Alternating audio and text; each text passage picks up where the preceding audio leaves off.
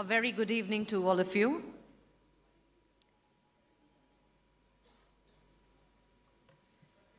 It's my absolute pleasure to welcome you all to the zonal event of Forbes India, We Serve India Season 2, presented by Lions Clubs International.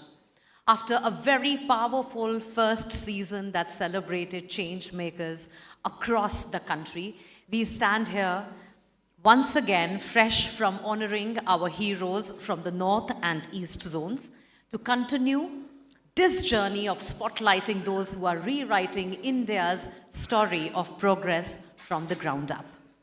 And because real change doesn't just happen in boardrooms or policy papers, it begins in communities like these, in acts of courage and in people who refuse to give up. And what better place to host this celebration than Visakhapatnam, a city that perfectly mirrors the spirit of this initiative. With its blend of tradition, innovation, community strength, Vizag reminds us that true progress is the kind that uplifts everyone. This evening, we celebrate 20 extraordinary changemakers, 5 winners and 5 runners-up, each from South and West Zone, selected by our esteemed jury for their transformative work in education, healthcare, women-led innovations, environment, and tech-driven social solutions. And I'm going to be telling you all about these categories in details when the winners come up on stage. Let's officially open this inspiring evening hearing from the very community that has been at the heart of celebration, the one that continues to empower change makers and shape a brighter, more compassionate world. I'd like to invite Lion Vijay Kumar Raju, past International Director, Lions Club International, to please deliver the opening address and set the tone for the special evening.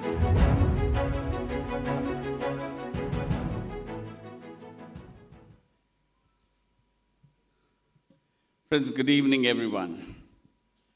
It gives me immense joy and pride to welcome you all to the Forbes India, We Serve India Season 2, South and West Zone Awards here in the beautiful city of Visakhapatnam. I'm so very proud that this is my hometown. At the outset, I extend a very warm welcome to our chief guest, Sri Bhupitaraju Srinivas Verma, the Honorable Minister of State for Heavy Industries and Steel, Government of India, and to our guests of honor, Sri P. Vishnu Kumar Raju, the Honorable Member of Legislative Assembly and the floor leader of the Bharatiya Janata Party in the state of Andhra Assembly, and also Sri Palla Srinivas Rao Garu, the leader of the party, the ruling party here in the state of Andhra Pradesh. We soon to have the member of Legislative Assembly from Palasa constituency, Srimati Gautu Sirisha. She's on her way and we should be having any moment here. Friends, this evening is just not an awards ceremony. It is a celebration of service, compassion, and courage. Though We Serve India, a partnership between Lions Clubs International, Forbes India, and Network 18, we shine a light on those who quietly transform lives. The teachers who redefine the learning, the innovators who heal communities, the women who empower others, the perfect visionaries who perfect our planet. Their work reminds us that service is not a duty, and it is our shared humanity in action. Friends, many of you, like countless lions across India, have often asked me this question, and some of you have asked me even yesterday, why do we honor others when we as lions are doing a lot of work for the community?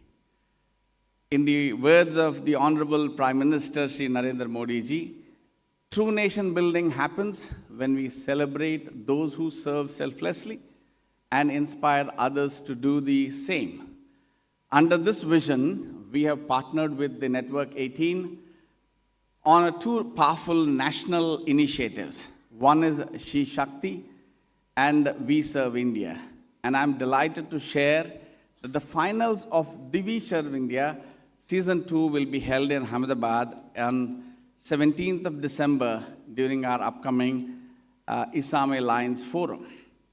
Here in Andhra Pradesh, we take great pride in our spirit of innovation, resilience, and service.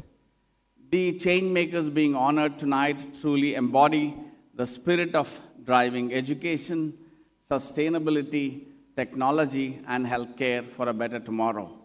Friends, as Lions, we stand shoulder to shoulder with these heroes, amplifying their work, supporting their dreams, and ensuring that compassion remains the foundation of progress.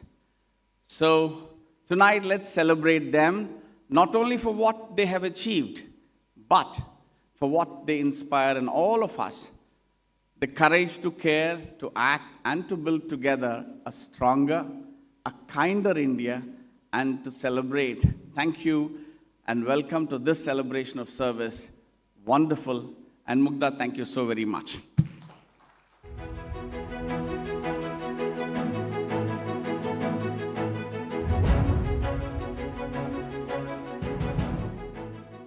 Need you for much more. Ladies and gentlemen, we are also honored to have with us a leader who embodies vision, commitment, and transformative action.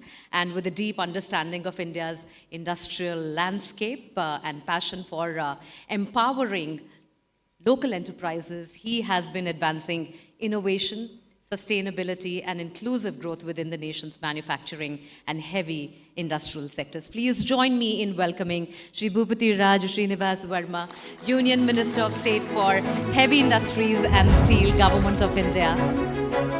May I request Mr. Raju to present the Minister with a token of our appreciation, please.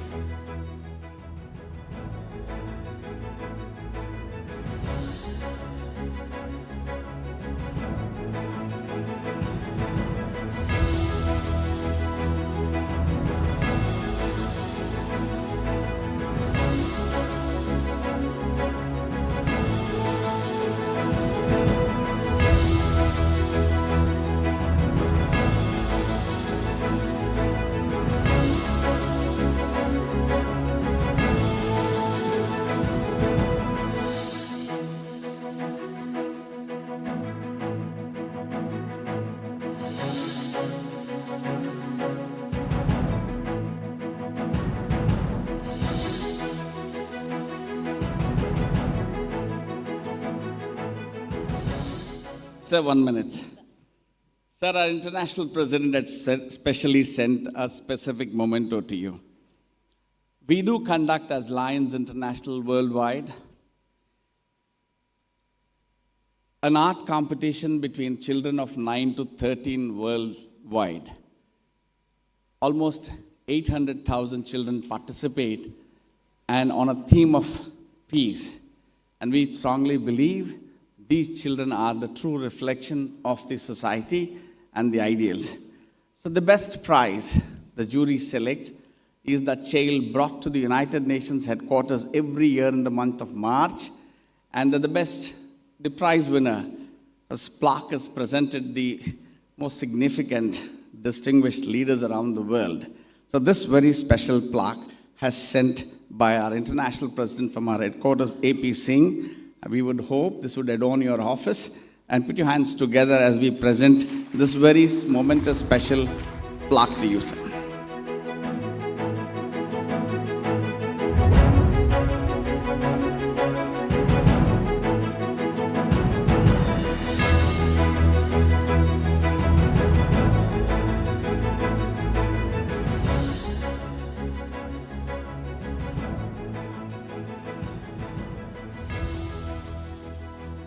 May I also request Shri P. Vishnu Kumar Raju, floor leader, Bharatiya Janata Party and MLA Visakhapatnam, to join us as well.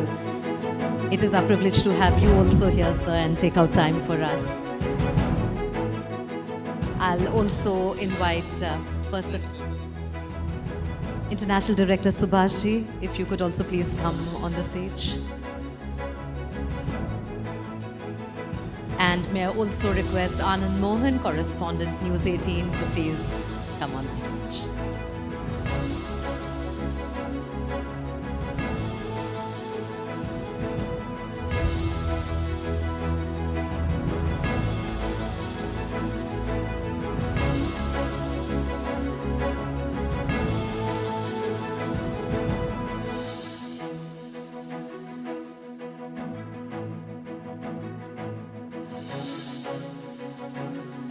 May I request all of you to please stay back on stage. Minister Sahab, आपको एक बार फिर से we would like to call you here, sir. Mr. Barma. Can we all, Mr. Raju, please stay back on the stage. Vishnu ji, please. Sir, can I have you back on the stage? Thank you. Can we have the lamp lighting?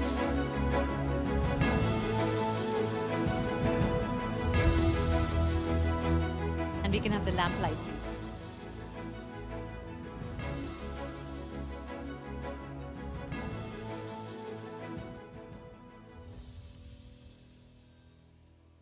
Yeah, I think we are ready for the...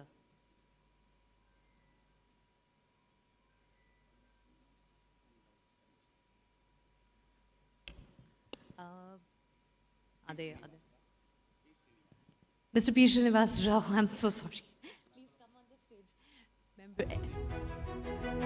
Srimati Surisha, please also come on stage. Join us here, please. I just noticed you came in.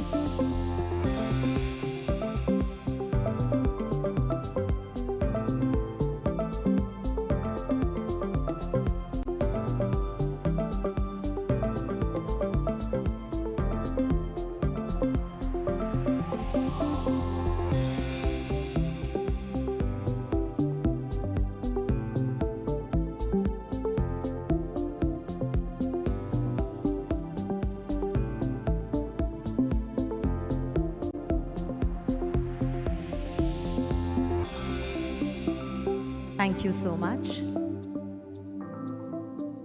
Mr. Verma, sir, can I please request you to stay back for the keynote address?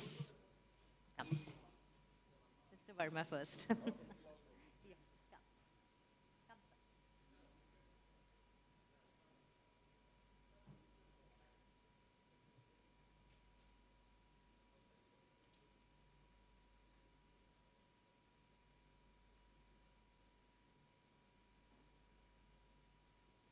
You have to come back. I know. Come, come.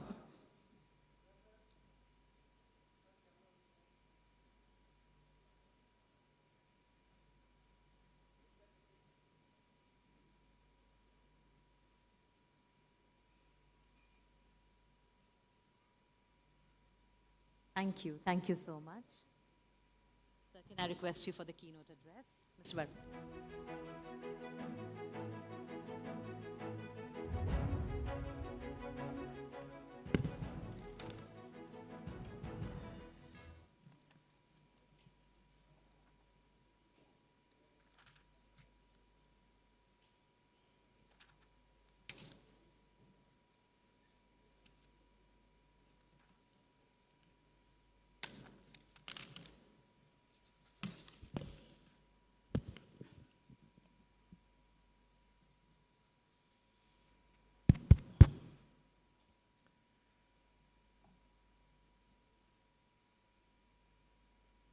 దేశంలో వివిధ రాష్ట్రాల నుంచి వివిధ ప్రాంతాల నుంచి వచ్చినటువంటి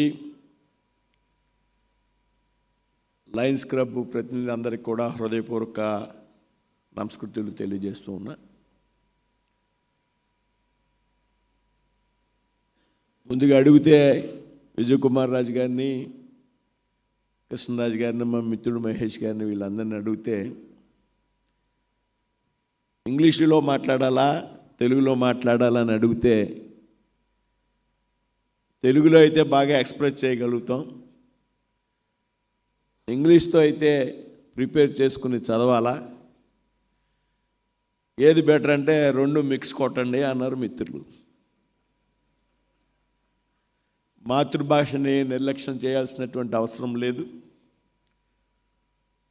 నేను కూడా 2 పీజీలు చేశాను, లా చేశాను. కానీ నేనంతా భీమవరం ప్రాంతంలో ఉండడం వల్ల ఇంగ్లీషు రెగ్యులర్గా మాట్లాడేటువంటి అవసరం రాకపోవడం వల్ల అంతగా ఇంగ్లీష్లో ఉపన్యాసాలు ఇచ్చేటువంటి స్థాయి అయితే లేదు. కాబట్టి ముందుగా తెలుగులో ప్రారంభిస్తా. చాలామంది లోకల్గా ఉన్నటువంటి వ్యక్తులంతా కూడా ఉన్నారు. నేను ఇందాక కాన్సెప్ట్ ఏంటని అడిగినప్పుడు నేను వేరే బిజీ షెడ్యూల్లో ఉన్న, వాస్తవంగా అయినప్పటికీ మంచి యాక్టివిటీ కాబట్టి వస్తానని చెప్పాను. ఇవాళ ఇక్కడ జరుగుతున్నటువంటి విశాఖపట్నంలో జరుగుతున్నటువంటి ఏదైతే celebrating Indians who selflessly serve India, ఇందాకనే నేను పూర్తిగా లయన్స్ క్లబ్ యాక్టివిటీ గురించి విజయ్ కుమార్ రాజు గారి ఇంటికి టీకి వెళ్ళి అక్కడ మాట్లాడా. లయన్స్ క్లబ్కి సంబంధించి అనేక సమావేశాల్లో పాల్గొన్నాను. లోకల్గా ఉన్నటువంటి మిత్రులు పిలవడం, నా మిత్రులు చాలామంది మా జిల్లాకి సంబంధించి లయన్స్ క్లబ్ గవర్నర్స్గా పనిచేయడం, చాలా దగ్గరగా ఉండేటువంటి వ్యక్తులు. అయితే పూర్తిగా అది సర్వీస్ యాక్టివిటీ చేస్తుందని తెలుసు, కానీ దాని పుట్టుపూర్వోత్తరాలకి నేను పోలే. ఇందాక విజయ్ కుమార్ రాజు గారు చెప్తూ దాదాపు 220-230 దేశాలకి దీని యాక్టివిటీ ఉంది. 107 సంవత్సరాల క్రితం ప్రారంభించారు.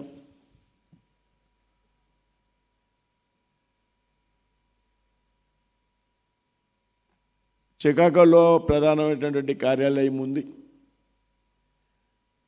ఇది చేసేటువంటి సర్వీస్ యాక్టివిటీస్ గురించి పూర్తిగా వివరించడం,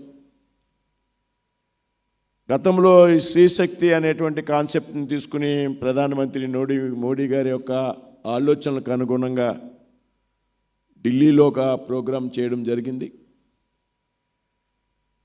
అదేవిధంగా ఈరోజు విశాఖపట్నంలో వీ సర్వ్ ఇండియా అనేటువంటి కాన్సెప్ట్ ఆధారంగా కార్యక్రమం చేయడం జరుగుతుందని చెప్పడం జరిగింది. ఫేజ్ 2లో అంటే ఎవరైతే ఏ రకమైనటువంటి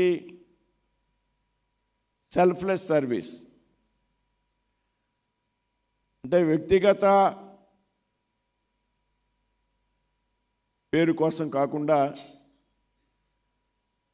పూర్తిగా మనసు పెట్టి సర్వీస్ చేయాలనేటువంటి చేసేటువంటి వ్యక్తులు ఎవరైతే ఉన్నారో వారిని గుర్తించి వారికి వేళ ఇక్కడ అవార్డ్స్ను ప్రజెంట్ చేసేటువంటి కార్యక్రమం అని చెప్పడం జరిగింది. దేశవ్యాప్తంగా ఈ రకంగా మేము అప్లికేషన్స్ ఫోన్ చేసినప్పుడు దాదాపు 150-200 మంది రావడం, వారిలో స్క్రీనింగ్ చేసిన తర్వాత కొంతమందిని ఇంటర్వ్యూలు చేసి ఎంపిక చేయడం.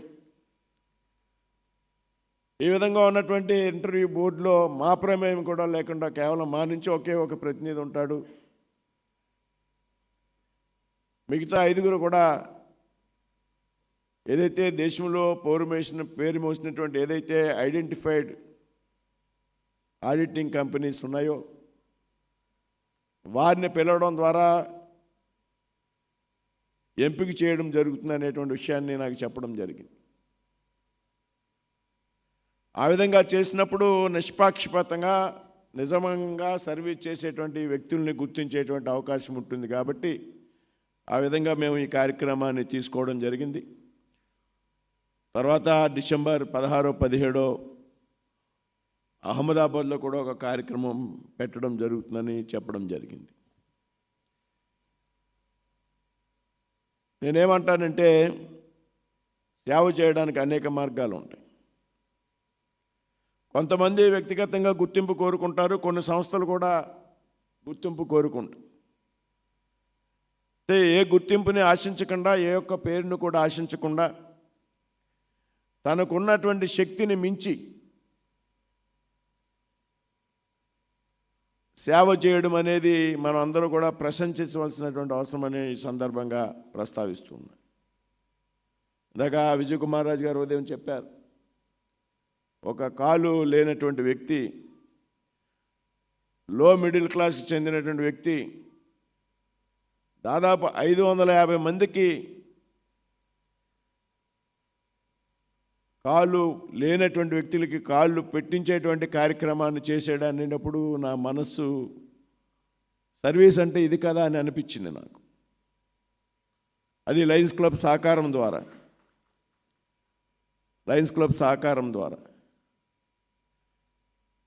ఈ విధంగా పెద్ద ఎత్తున సర్వీస్ యాక్టివిటీ చేస్తున్నటువంటి లయన్స్ బృందానికి అందరికీ కూడా ఈవేళ పేరు పేరున అభినందిస్తూ ఉన్నా. చెప్తూ మా జిల్లాలో పశ్చిమ గోదావరి జిల్లా నాది భీమవరం. నా చిన్నప్పటి నుంచి కూడా నిడదవోలులో లయన్స్ ఆధ్వర్యంలో నిర్వహించేటువంటి ఒక ఐ హాస్పిటల్ రాష్ట్ర వ్యాప్తంగా కూడా ప్రసిద్ధిగాంచినటువంటి హాస్పిటల్. కంటి ఆపరేషన్ చేయడం కాకుండా ఉచితంగా కళ్ళజోళ్ళను సైతం ఇచ్చి పంపించేటువంటి, రూపాయి తీసుకోకుండా లయన్స్ ఆధ్వర్యంలో నిర్వహించేటువంటి హాస్పిటల్ నిడదవోలులో. ఆ తర్వాత పాలకోడులో. ఇందాక చెప్తూ రాబోయేటువంటి రోజుల్లో మా ప్రాంతంలో దాదాపు కంటికి సంబంధించి ఒక 10 హాస్పిటల్స్ వరకు కూడా ఏర్పాటు చేస్తామనేటువంటి విషయానికి దాని తాలూకు బడ్జెట్ అప్రూవల్స్ కూడా తీసుకున్నామనేటువంటి విషయాన్ని ఆయన చెప్పారు. అంతేకాదు ఇవాళ లయన్స్ ఇంటర్నేషనల్లో భారతదేశం యొక్క దేశానికి ఉన్నటువంటి ప్రాధాన్యతను, అదేవిధంగా ఇవాళ ఇంటర్నేషనల్గా మొట్టమొదటిసారిగా తెలుగు వ్యక్తులు చాలా ముఖ్యమైనటువంటి స్థానాల్లో ఉన్నారని చెప్పినప్పుడు నాకు చాలా సంతోషం, ఆనందం కూడా కలిగింది. తెలుగు రాష్ట్రాలకు చెందినటువంటి వ్యక్తులు గతంలో ఇంటర్నేషనల్ చైర్మన్గా భారతదేశానికి సంబంధించి 3-4 వ్యక్తులు చేసినప్పటికీ కూడా ఏనాడు తెలుగు వ్యక్తులకి ప్రాతినిధ్యం కలగలేదు. రాబోయేటువంటి రోజుల్లో తెలుగు వ్యక్తులు కూడా లయన్స్ ఇంటర్నేషనల్ చైర్మన్లు అయ్యేటువంటి అవకాశం ఉందని వారు చెప్పినప్పుడు ఆ మనసుకి చాలా ఆనందం కలిగింది. మరి ఈ విధంగా తెలుగు రాష్ట్రాల యొక్క ప్రాతినిధ్యాన్ని అంతర్జాతీయ స్థాయికి తీసుకెళ్లేందుకు ఇక్కడ ఉన్నటువంటి లయన్స్ క్లబ్ ప్రతినిధులు చేస్తున్నటువంటి కృషిని ఈ రోజున నేను పేరు పేరున అభినందిస్తూ, రాబోయేటువంటి రోజుల్లో మరింతగా మీరు సేవా కార్యక్రమాలు తీసుకోవాలి. ఇది మీ అంతటా మీకు వచ్చినటువంటి సంపాదనలో మీరు పెద్దగా మీరేం డొనేషన్స్ వసూలు చేసేటువంటి సాంప్రదాయం సిస్టమ్ మీ దగ్గర లేదు. మీరే డబ్బులు వ్యక్తిగతంగా మీ ఆదాయ మార్గాల్లోంచి మీరు ఇచ్చేటువంటి విరాళాలవనండి, లేకపోతే మనసుకు సంబంధించి, అంటే దాతృత్వం అని దాతలు అనే పదం నేను ఎప్పుడు కూడా ఎక్కడ వాడను. నీకు దేశం నుంచి, ప్రజల నుంచి ఏదైతే వచ్చిందో, ఏదైతే వేళ నువ్వు స్థిరపడ్డావో దాని నుండి ఎంతో కొంత ప్రజాక్షేమం కోసం, మన పుట్టిన ప్రాంతం కోసం, ఈ దేశం కోసం ఖర్చు పెట్టాలనేటువంటి ఒక మానవత దృక్పథంతో మనందరికీ కూడా ఉండాలి.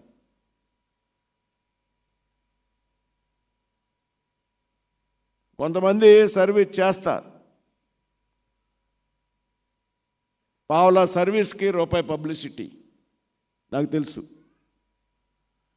సర్వీస్ చేస్తారు, బయట డొనేషన్స్ వసూలు చేసి సర్వీస్ చేస్తారు. ఆయన జేబులో ఎవరో కూడా రూపాయి ఖర్చు పెట్టాడు. కొంతమంది సంస్థలు కానీ వ్యక్తులు కానీ చాలా సంపన్నులై ఉంటారు, కోటాను కోట్ల రూపాయలు ఆర్థిక పరిపుష్టత కలిగినటువంటి వ్యక్తులు ఉంటారు.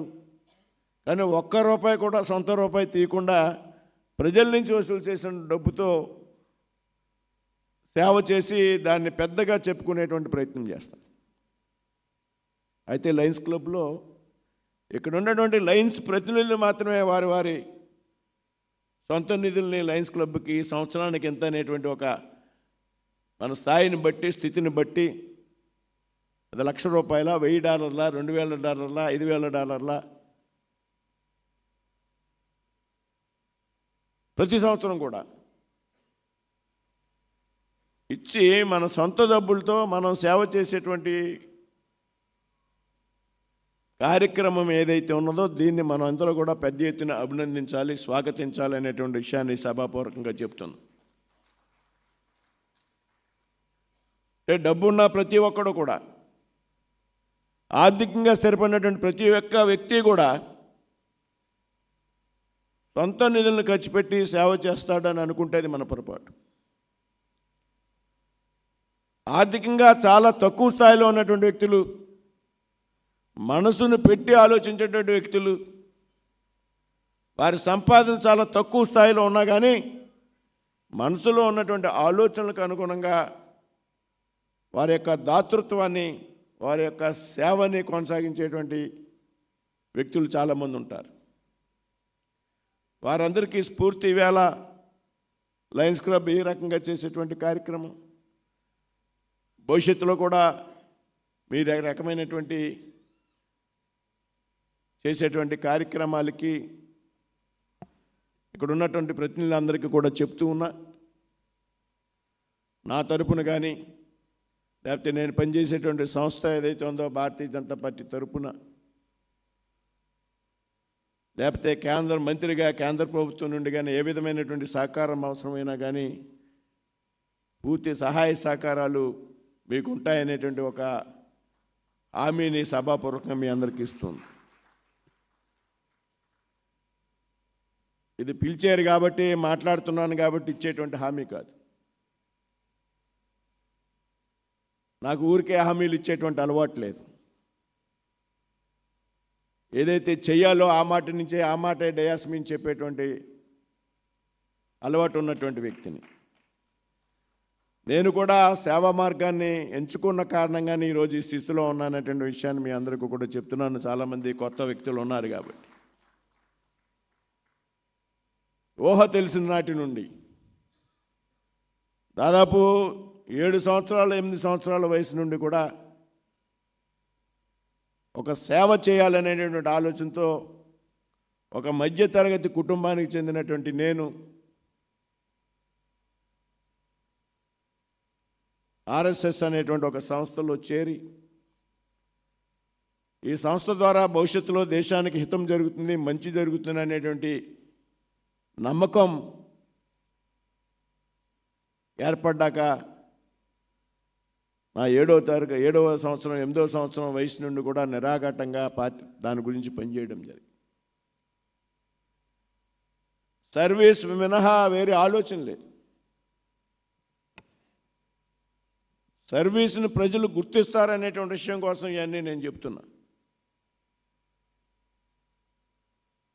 అదేవిధంగా ఆ తర్వాత కాలంలో ఆర్ఎస్ఎస్ సంబంధించి విద్యార్థి సంఘాల్లో, ఆ తర్వాత కాలంలో కళాశాలలో ప్రవేశించాక భారతీయ జనతా పార్టీకి దేశంలో 2 పార్లమెంట్ స్థానాలు ఉంటే భవిష్యత్తులో భారతీయ జనతా పార్టీ అధికారంలోకి వస్తుంది అనేటువంటి నమ్మకం ఈ దేశంలో ఏ ఒక్కరికి లేదు, మా పార్టీ వ్యవస్థాపకుల్లో కూడా లేదు. కాకపోతే ఆ రోజుల్లోనే దేశానికి ప్రపంచంలో భారతదేశం యొక్క కీర్తి ప్రతిష్టలు ఎదగాలంటే ఎప్పుడో భవిష్యత్తులో భారతీయ జనతా పార్టీ ద్వారా మాత్రమే సాధ్యమవుతుందనేటువంటి విషయాన్ని గ్రహించి ఇద్దరు పార్లమెంట్ సభ్యులు ఉన్నప్పటి నుండి కూడా ఆ పార్టీలో పనిచేసినటువంటి వ్యక్తిని, కానీ ప్రజలతో కలిసి మమేకమై పనిచేయడం, మధ్యతరగతి కుటుంబానికి చెందినటువంటి వ్యక్తినైనా కానీ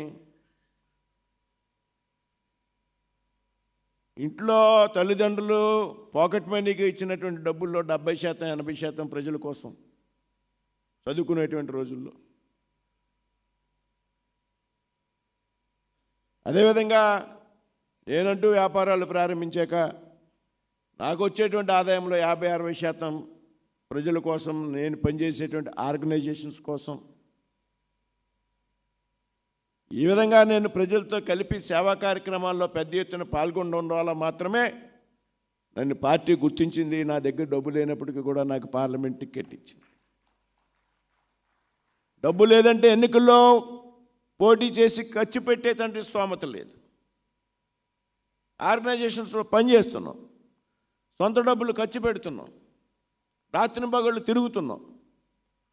ఎమ్మెల్యేలు ఎంపీలు అవడం కోసం తిరగల, ఈ పార్టీలో సేవను మార్గంగా ఎంచుకున్నాం.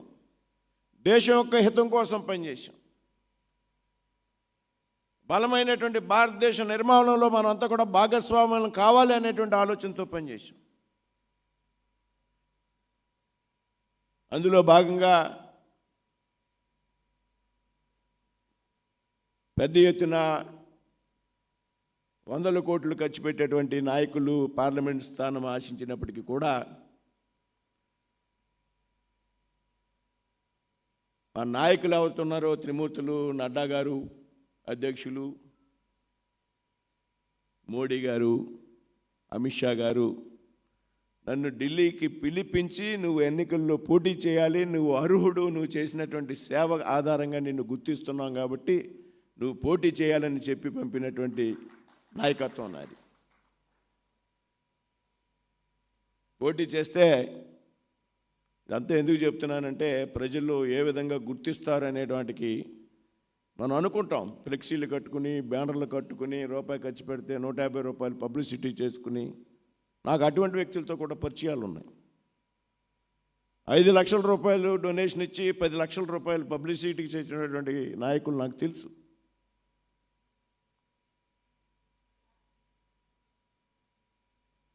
ప్రజల్లో పెద్ద ఎత్తున స్పందన. ఏదైతే ప్రజలతో మమేకమై కలిసి పనిచేసినటువంటి ఏదైతే సేవ ఉన్నదో అది ఏ రూపంగా అయినా కావచ్చు, నేను పనిచేసినటువంటి సంస్థల ద్వారా కావచ్చు. రాష్ట్రీయ స్వయం సేవక గురించి మీ అందరికీ కూడా తెలుసు. అది హుదూద్ తుఫాను కానివ్వండి, మధ్యనటువంటి సైక్లోన్ కానివ్వండి, లేకపోతే 77, 78లో వచ్చినటువంటి దివిసీ ముప్పని కానివ్వండి, లేకపోతే గుజరాత్లో కచ్లో వచ్చినటువంటి భూకంపం కానివ్వండి, ఎర్త్క్వేక్స్, ఎక్కడ ప్రమాదంగా ఇది ఇమీడియట్గా స్పందించేటువంటి ఆర్గనైజేషన్స్. ఆ విధంగా పనిచేసాం. ప్రజలు గుర్తించారంటానికి చెప్తున్నా. నా పార్లమెంట్ చరిత్రలో ఇప్పటి వరకు హైయెస్ట్ మెజార్టీ 1,65,000 1952 నుంచి అయితే నన్ను 3 లక్షల ఓట్ల మెజార్టీతో ప్రజలు గెలిపించారు. కారణం ఏంటంటే స్వార్థం లేకుండా, పబ్లిసిటీ లేకుండా నిరంతరం ప్రజలతో కలిసి పనిచేయడం, సాధ్యమైనంత వరకు మన డబ్బులే ఖర్చు పెట్టి సేవ చేయడం. ఆ విధంగా గెలిస్తే నాకంటే సీనియర్లు చాలామంది ఉన్నారు దేశంలో, రాష్ట్రంలో. నరేంద్ర మోడీ గారు పిలిచి నన్ను కేంద్రంలో మంత్రిని చేశారు అంటే అది నేను చేసినటువంటి కింద స్థాయిలో గ్రామాల్లో నా జిల్లాలో చేసినటువంటి సేవ ఆధారంగా మాత్రమే, సర్వీస్ ఆధారంగా మాత్రమే సాధ్యమైంది అనేటువంటి విషయాన్ని చెప్తున్నాను.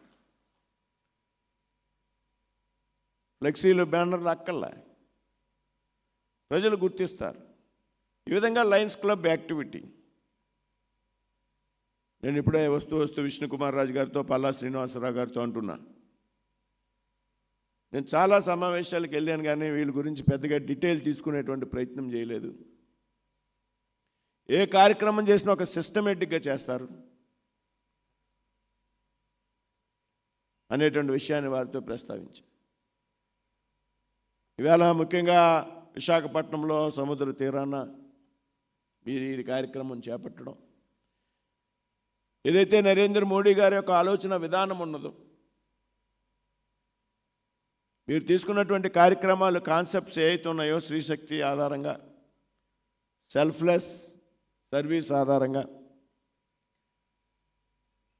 ఈ విధంగా మీరు పనిచేసినప్పుడు మాత్రమే నరేంద్ర మోడీ గారు ఏదైతే కాంక్షిస్తున్నారో వికసిత్ భారత్ 2047 అనేది సాధ్యమవుతుంది అనేటువంటి విషయాన్ని, ఇందులో లయన్స్ క్లబ్ ప్రతినిధులంతా కూడా పెద్ద ఎత్తున కీలకమైనటువంటి పాత్ర రాబోయేటువంటి రోజుల్లో పోషించాల్సినటువంటి అన్న విషయాన్ని ఈ సందర్భంగా ప్రస్తావిస్తూ,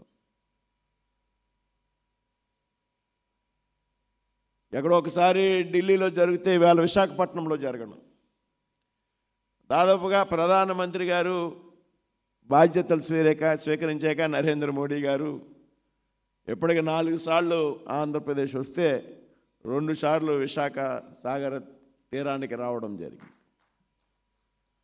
మొట్టమొదటిసారి జనవరిలో 25 జనవరి 8 అనుకుంటా, దాదాపు 2 లక్షల కోట్ల రూపాయలతో ఇక్కడ శంకుస్థాపనలు ప్రారంభోత్సవాలు చేస్తే, నెక్స్ట్ మొన్న జూన్ 21న అంతర్జాతీయ యోగా దినోత్సవానికి ఆయన హాజరవడం ద్వారా ముఖ్యమంత్రి చంద్రబాబు నాయుడు గారు, ఉప ముఖ్యమంత్రి పవన్ కళ్యాణ్ గారు, ఇక్కడ ఉన్నటువంటి విష్ణుకుమార్ రాజు గారు, పల్లా శ్రీనివాస్ గారు రాష్ట్ర టీడీపీ అధ్యక్షులు, దగ్గర విజయ్ కుమార్ గారు లీడర్ అన్నారు, టీడీపీ స్టేట్ అధ్యక్షులు, వీరి యొక్క సహకారంతో పెద్ద ఎత్తున ఇక్కడ యోగా డే నిర్వహిస్తే ప్రధానమంత్రి నరేంద్ర మోడీ గారు హాజరు కావడం,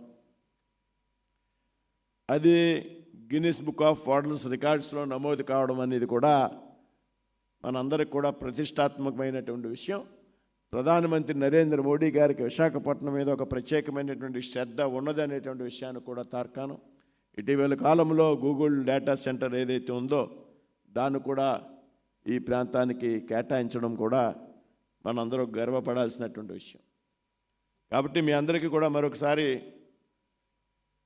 నమస్కృతులు తెలియజేస్తూ, ఇంక నేను పెద్దగా ఇది చదివేటువంటి ప్రయత్నం కూడా చేయట్లే, ఎందుకంటే ఆల్రెడీ చెప్పాల్సింది చెప్పాను, చాలామందికి అర్థమవుతుంది. కాబట్టి మరొకసారి మీ అందరికీ కూడా అభినందనలు తెలియజేస్తూ, రాబోయేటువంటి రోజుల్లో మరింత ఉన్నతమైనటువంటి మంచి కార్యక్రమాలు చేపట్టాలని ఆకాంక్షిస్తూ సెలవు తీసుకున్నాను. జై హింద్, జై Bharat.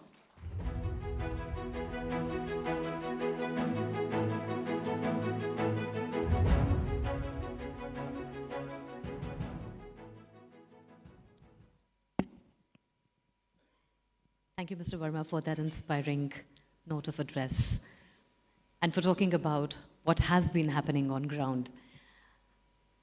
I would request our dignitaries to please join us back on stage. So I will first of all start with Sir. I gave you the water break. Please come back.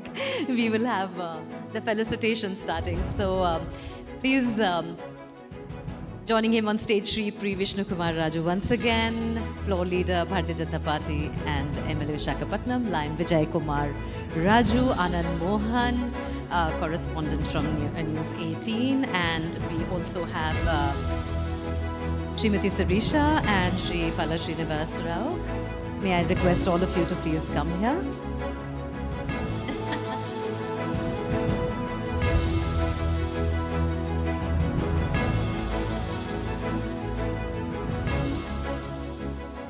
Some felicitations are due, so can we please request Lan Raju to and Minister Sir to please felicitate our MLAs, Srimati Kauti Shrisha and Shri Palla Srinivas Rao.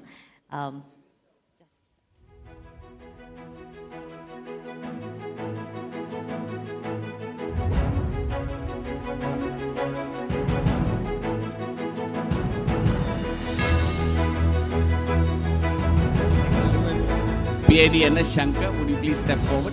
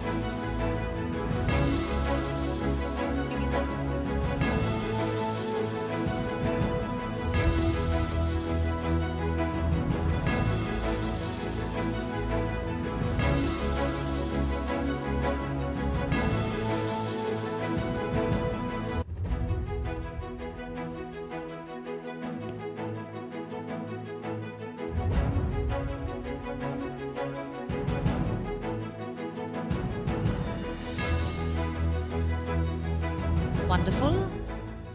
Maybe now, yes, so with that, we are going ahead with the celebrations with the South Zone Awards. And of course, South is known for its rich heritage, technological prowess, and deep-rooted entrepreneurial spirit. And from culture to innovation, the South of India has always led with quiet strength and bold ideas. So this evening, we are honoring changemakers across 5 categories, and each category highlights the dimension of their service and innovation. And in every category, we have a winner and we have a runner-up as well, because they have done a remarkable job, and our jury really had a tough time selecting those winners. So we have runners-up in each category. Our first category is inclusive healthcare and accessibility. Let me tell you a little about it. This category honors changemakers who are breaking barriers to ensure quality healthcare reaches every corner of the community, and who are creating solutions that make health services accessible to all, regardless of geography, ability, or background. Now, the winner in this category has redefined what it means to innovate with empathy. From humble beginnings as a self-taught inventor to becoming a beacon of grassroots innovation, his creations have transformed everyday challenges into opportunities for dignity and work. His most impactful work, a multi-purpose patient cot, is today helping thousands of patients, caregivers, and hospitals across India. The winner for inclusive healthcare and accessibility is...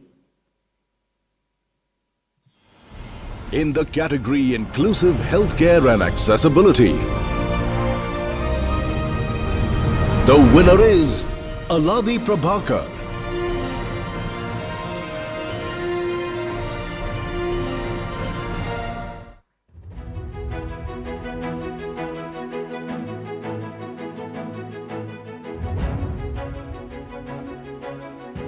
Congratulations.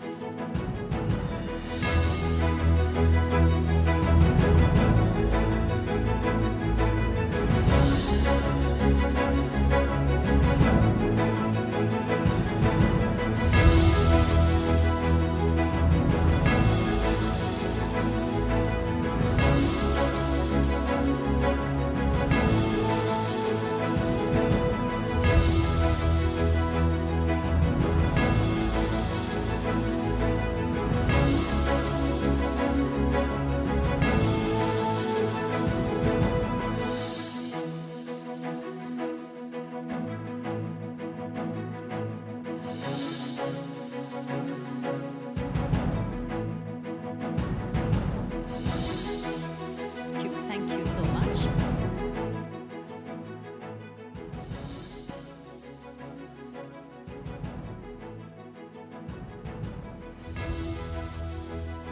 Thank you. Congratulations.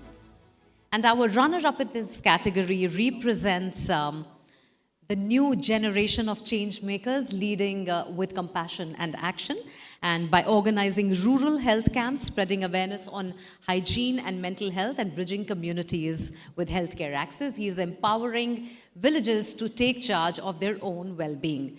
The runner-up for inclusive healthcare accessibility is... The runner-up is Leo Akash Raj.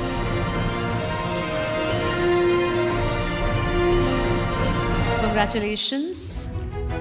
Yes, the stage is all yours today.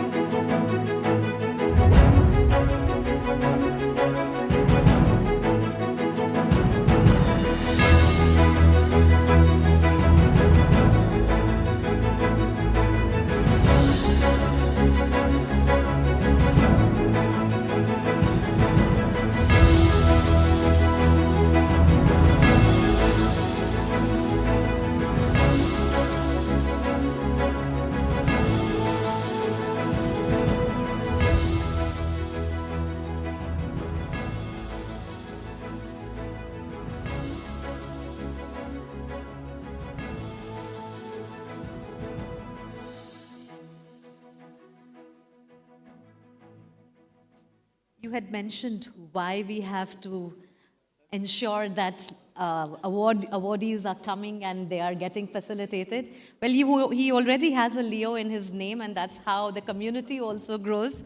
And we would always say, and Lions always say that the more hands come together, it's the better. So yeah, once again, congratulations to you.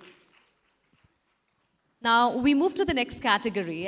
Education is the seed from which every form of progress grows. And in this category, we are celebrating those who nurture that very ethos. The educators, mentors, visionaries who turn curiosity into confidence and classrooms into catalysts for change. The winner in this category has spent his life serving the nation, first in uniform and now through education. A retired police officer from Karnataka, he has turned his discipline and experience into a mission to guide underprivileged youth towards career in public service. Through free training sessions, career counseling, and motivational talks, he inspires thousands to dream big and serve with purpose. The winner for education, learning, and skill development is... In the category Innovation in Education, Learning and Skill Development, the winner is M.A. Salim.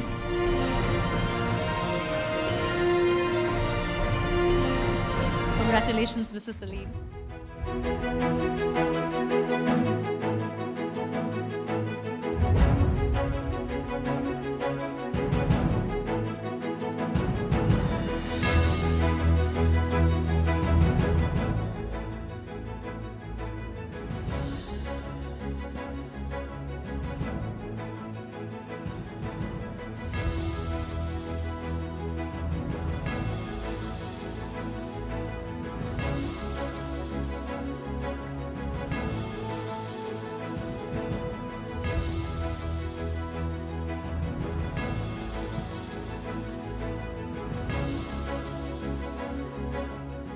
And the runner-up in this category is somebody who has been integrating technology and life skills into rural and tribal education, and he has ensured every child and every teacher has access to tools that make learning relevant and equitable. The runner-up for education, learning, and skill development is... The runner-up is Raghu Narasinghasa Habali.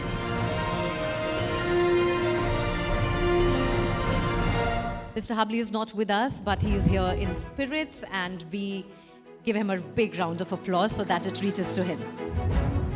All right. Our next category is innovation in environmental sustainability, that is celebrating those who are redefining how we coexist with our planet. And these change makers remind us that sustainability isn't just about conservation, it's about innovation, awareness, and collective responsibility for the world we share. The winner in this category has led powerful, youth-driven environmental movements across India.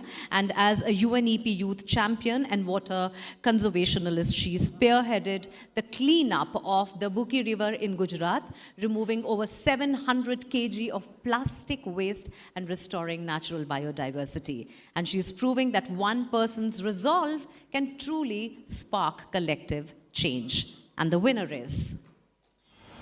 In the category Innovation in Environmental Sustainability, the winner is Sneha Sahi.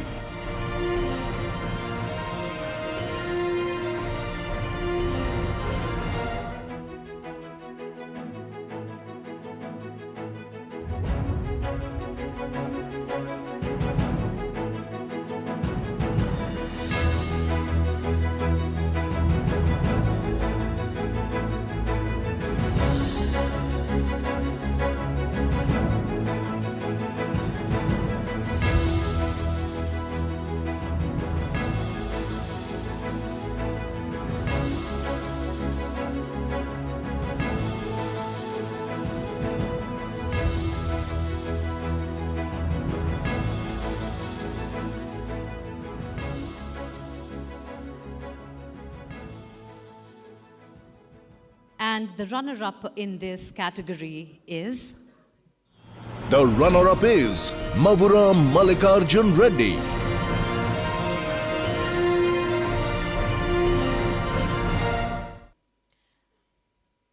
We shall give him a big applause so it reaches him. He hasn't been able to come today. And with that, we move to our next category, which is tech-led social innovation, honoring changemakers who are using technology not just as an end, but as means to create human impact. Now, these innovators are proving that when tech meets empathy, the results can reshape entire communities. The winner in this category has built a powerful model of rural transformation through innovation, from designing affordable agricultural machinery to training young entrepreneurs in agri-tech. His work is making technology accessible to smallholder farmers and empowering them to thrive. And his story is proof that homegrown innovation can redefine the future of India's villages. And the winner is... In the category Tech-led Social Innovation, the winner is Ashok Gore.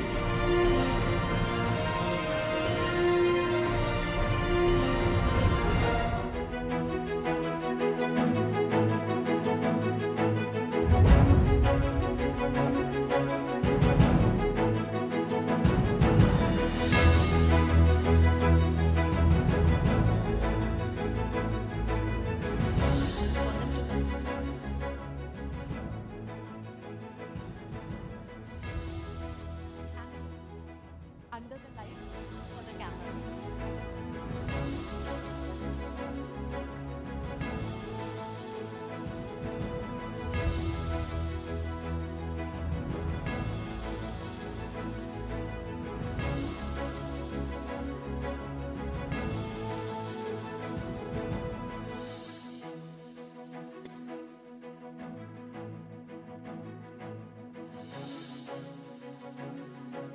Thank you. And the runner-up in this category is... The runner-up is Sarang K. Bobade.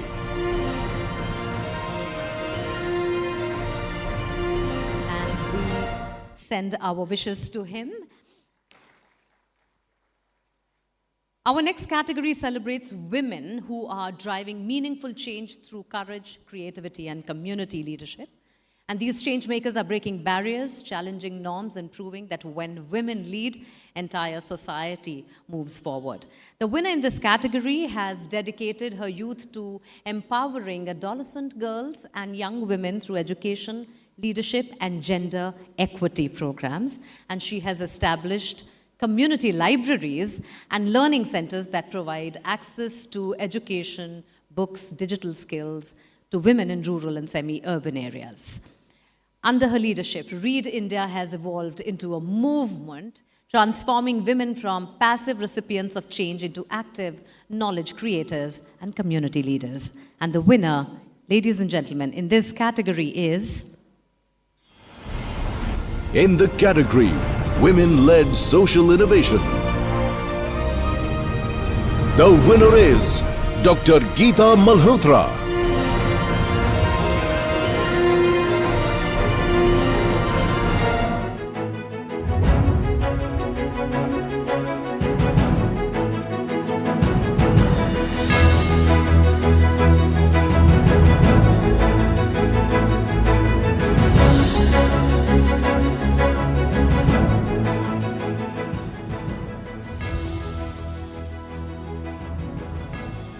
Congratulations, ma'am. The runner-up in this category has dedicated her career to empowering women to build lives of independence and purpose. Through her initiative, she mentors women artists, small-scale entrepreneurs, and homemakers in business planning, product design, and financial management, inspiring women to dream big, earn with dignity, and lead with confidence. The runner-up in this category is... The runner-up is Lakshmi Ramamurthy.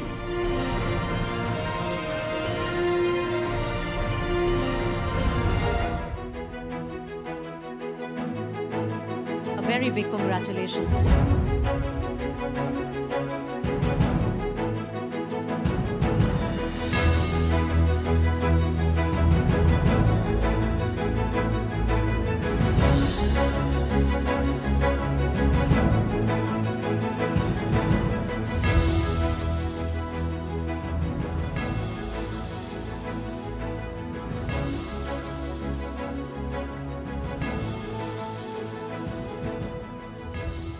With that, we conclude the South Zone Awards, and please give a huge round of applause to all our winners. Thank you to all our dignitaries for doing the honors. We will break for the panel, and then we will come back for the rest of the awards. Thank you so much.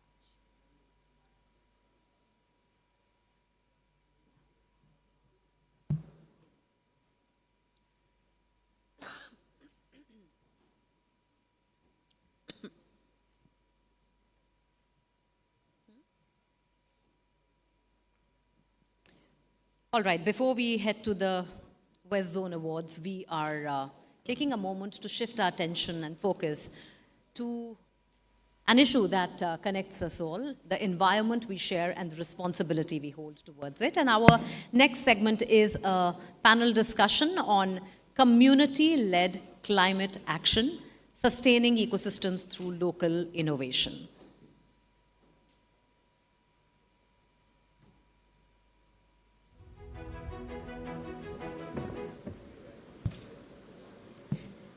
Before I invite my co-panelist, I had to make sure I take the center seat.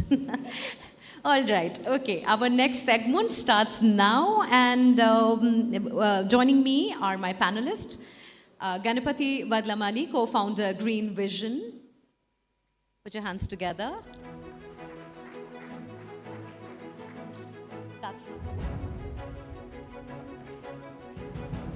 Shri G. Balasubramaniam, Professor at ASAI, Chairman of the Environmental Guidance Committee for Telangana Federation of Industry and Pharmacy of APPCB.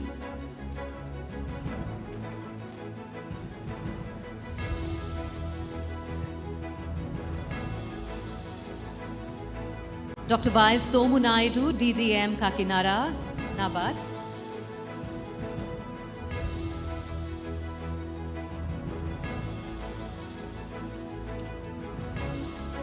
Lion Professor V.S.R.K. Prasad Garu, environmentalist and educationist.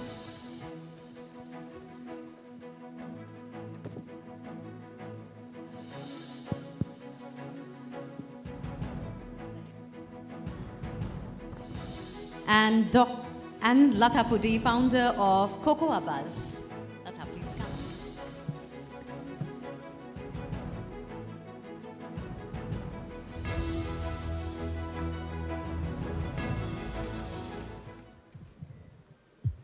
First of all, I'm so happy to have all of you, such a diverse representation of Vishakhapatnam's voices who are working tirelessly in preserving environment, not just by your actions, by your collective actions and your agency, but also by bringing together communities that are coming and perhaps setting an example for other states and other communities to follow that.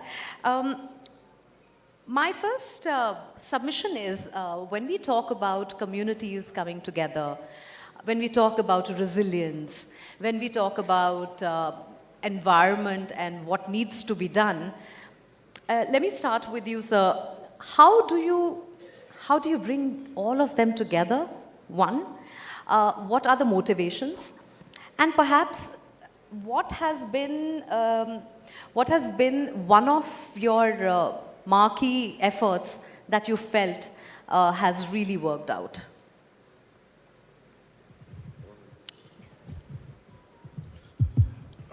Thanks. I think, one of the things that we have seen, right now, we basically, Green Vision is like a youth environmental group that started like quite a few decades ago, but we actively work with not just our volunteers, but with our partner firms as well, partner NGOs, as you can call them, right? The one thing that we've kind of found is there's this whole thing about ownership and co-ownership. Yes. Right?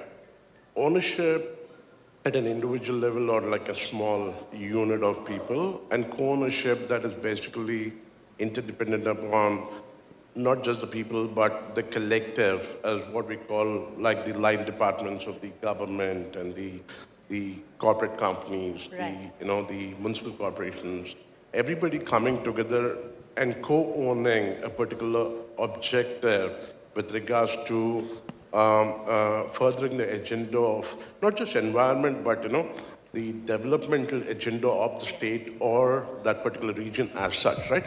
That's very, very important. And we've seen that while there's a tremendous effort by grassroots level, by individuals and a set of individuals locally, like, whether it is farmers or whether it is like, we have seen some really good people doing great work, right? While they're doing that stuff, I think that co-ownership in terms of tying the collective is absolutely necessary. It has been happening in certain sections, but not like as a written agenda, right? By the state or by the corporates coming together and all. I think that's a very powerful thing that if it happens, will be pretty good types, right? So, Tell me a little more about Green Vision and how does it bring together your vision? Oh, I've got to go back to like my college days, 90s, early 90s types, right? So we are a team of about 12 people. We started Green Vision when we were in our college days in early 90s. We did our first Earth Run in Vizag way back in 92.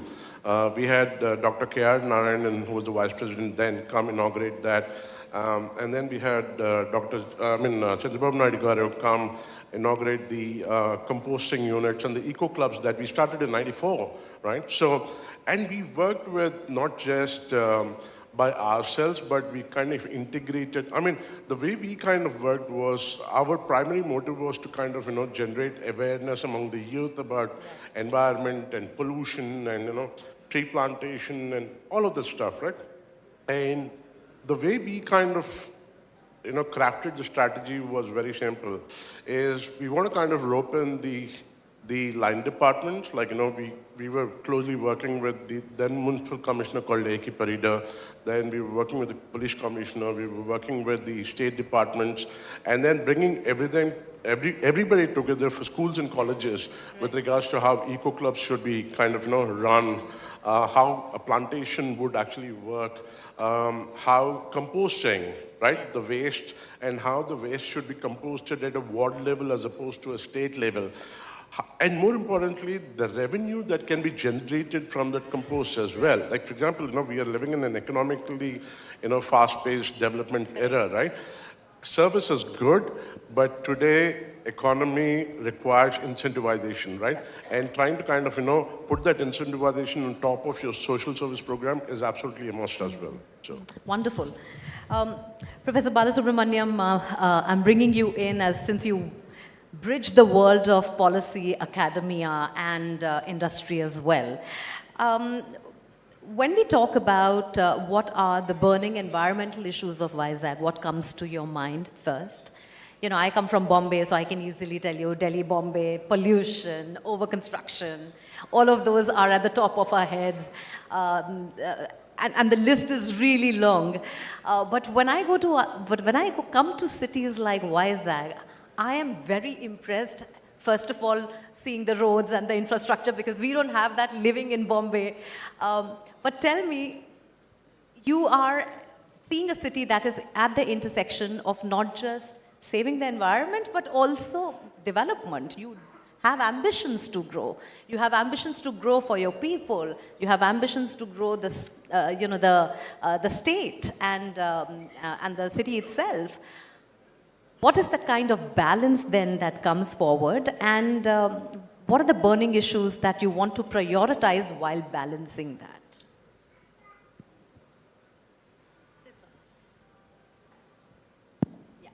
Thank you. Thank you for giving me the opportunity. Personally, I had a lot of personal attachment to the Vizag because I stayed in Vizag for more than 5 years. It's a really beautiful time for me and my family. Even though it's 20 years back, still always it's a very sweet and memorable period for me and my family. Because of a lot of natural resources like natural port and airport and major industries, it has created a lot of employment opportunities and also a lot of local area developments. And if we recollect 20 years back, CPCB has categorized this, if I'm correct, as a highly polluting city. And we all need to appreciate in these 20 years, a lot of industrialization and that is expansions took place, whether the port trust or the new industries, etc. And because of the very collective, I would like to say, coordination among the stakeholders like the Pollution Control Board, Minister of Environment, local industries, and especially the academic, very good faculty we have here. And in spite of all the expansions, modernizations, I don't say that there is no pollution problem. Absolutely, the levels has been drastically reduced in spite of a lot of expansions. I would like to say it's a really collective effort by the regulatory authorities and also the citizens and also the industries. As a forward, because there is no end for the continual improvement, if you will really appreciate one of the important powerful tool is the monitoring. I would like to say one of the concern is still air pollution because of a lot of industries and absolutely increase in the transport facilities like individual vehicles and also the meteorological conditions. What will happen sometimes it will not allow the effective dispersion. And fortunately here I would like to say around 20 to 30 online monitoring systems has been established by the regulatory authority, the Pollution Control Board, and also the industries. Each facility will require more than 50 lakhs. It's a capital investment and also the lot of operation costs. One suggestion I would like to say from my side is how effectively we are utilizing this tons of data online is being generated. And probably there is a need to create as a model from the Vizag city. I would like to say, we can give any name as we feel, the coordination or air quality monitoring team by involving all the stakeholders, that is the industry, regulatory authority, and academic institutions, and also the research scholars. Fortunately, we have very good institutions here. We need to rope in the expertise. Because only the regulatory authorities, it's a little challenge for them because to do everything from A to Z because of the limitation of the manpower, etc. I feel that there is a strong need. How effectively we can utilize the infrastructure has been created by spending crores of rupees. I'm not telling that they are not working, they are working, but there is a potential to increase some sort of a coordination team with all the experts. You have a captive audience here, sir is sitting right here. So for all your needs and suggestions, we have the Minister Sahab sitting here himself. So, you must convey that to him that, what collectively can be done and the government can also help in doing. Dr. Naidu, you represent an institution that's been the backbone of rural sustainability with NABARD. And whether it is water body restoration, whether it is energy adoption for a clean energy adoption for resilience. There have been several successful projects that you have been doing, even with the irrigation project, etc. Should I ask you which is your favorite child? Which project has done really well that you are proud of and you would like to talk about? But what are really the challenges that come in the way of changing the mindset of people who have been doing work the same way for the longest time and then to expect them to change the way they work? Of course, there is awareness that is required, but education programs are required. So how do you present a project in those areas? Thank you, madam. Can I stand up and say? Can I stand up and say? No, actually, the problem will be we are recording it there, so your frame is made like that. Sure, madam. Thank you very much. First of all, I would like to congratulate all the winners of this today's program. And also, my namaste to dignitaries on the dais and off the dais. Here, there some are NABARD channel partners also there. Importantly, very important guests are there. And my guru, Professor Lion, NVBSS Prasad sir also is there here, who gave me PhD from Andhra University, Water Research Department. I am one of the group of environmental hydrology, working with him.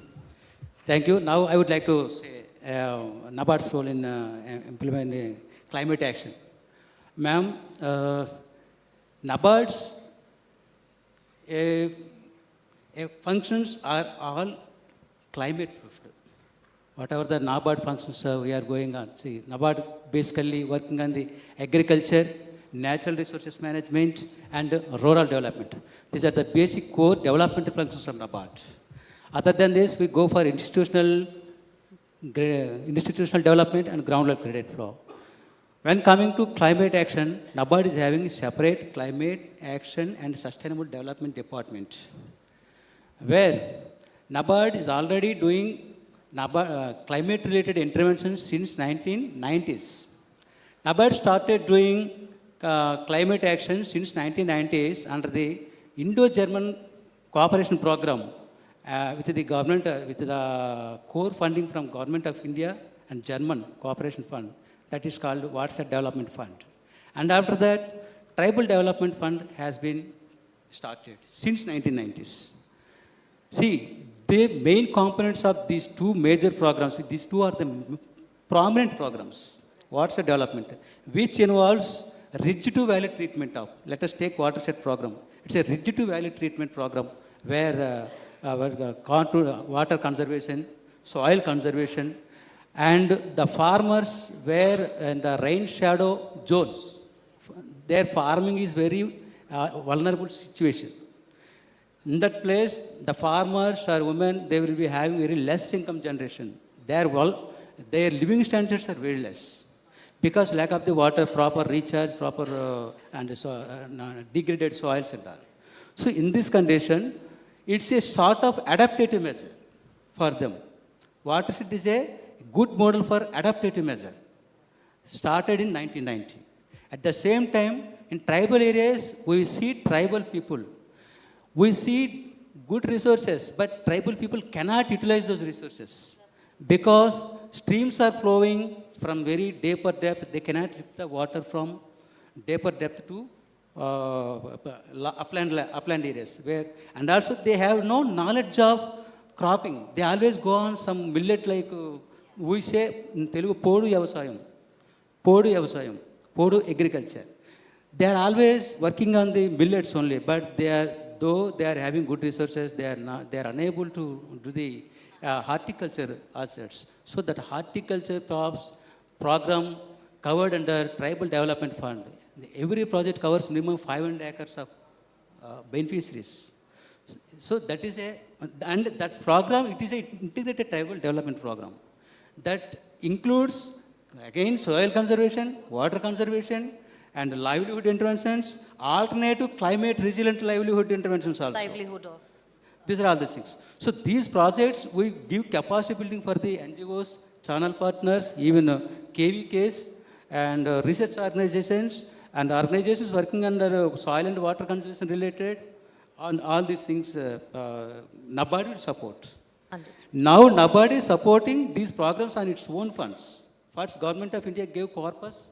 Now, NABARD is taking the climate policy of Government of India. We know 2050 is zero emission. Our right. Dynamic Prime Minister Modi ji last year in the COP 2020 the commitment has been meeting, made. Yes. It was decided India by 2050 we are going for zero emissions. So taking forward the policy, NABARD also formulated one policy, green taxonomy. Taking care of the green taxonomy means NABARD will finance, support the projects where ecologically, eco-friendly projects. Wonderful. All right. All these things. So that decreasing the carbon footprint and increasing the climate resilience and increasing the resilience of the vulnerable community and improving the livelihood.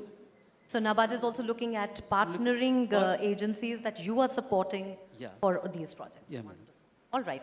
That's great, sir. I'll come back to you on getting a little more information for how that collaboration can come together. Professor Prasad has been inspiring young minds, and you've been talking to a lot of youngsters who are coming to you as their environmental guide, and you are inspiring them. Tell me more about your work. And although when we look at the young today, they already seem to come with a mission, but some of their missions are so personal to them that to get them mobilized and to come together as a unit sometimes is also a challenge in itself.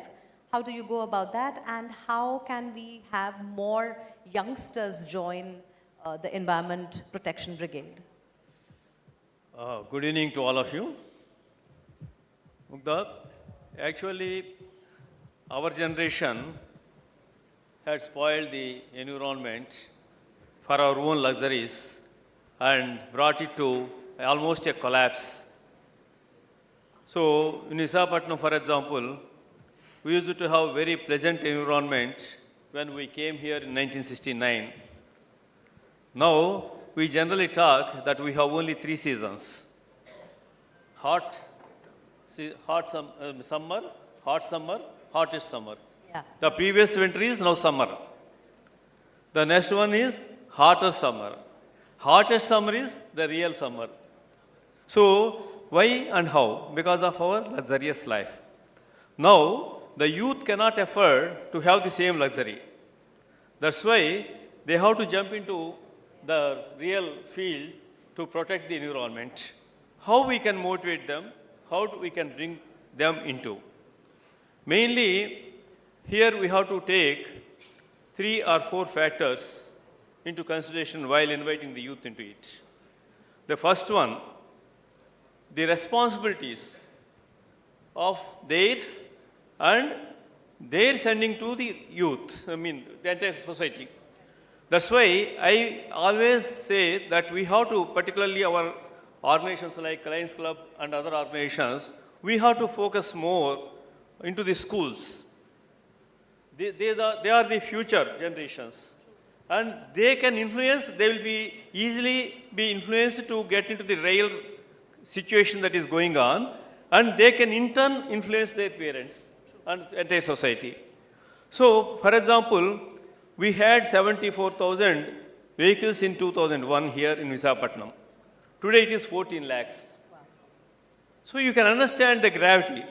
And what happens is the roads are the same roads almost. Then often the traffic congestion, by which the pollution will be doubled or tripled or 4 times. So if we try to influence the youth to have the public transport, and we are thankful the other day our Modi ji government, Honorable Prime Minister Modi ji had declared that we'll have the metro rail system here very soon. And also we are given the roads also to be expanded. Then naturally, once if the metro comes, if they are tuned to use the public transport, then most of the pollution will be controlled.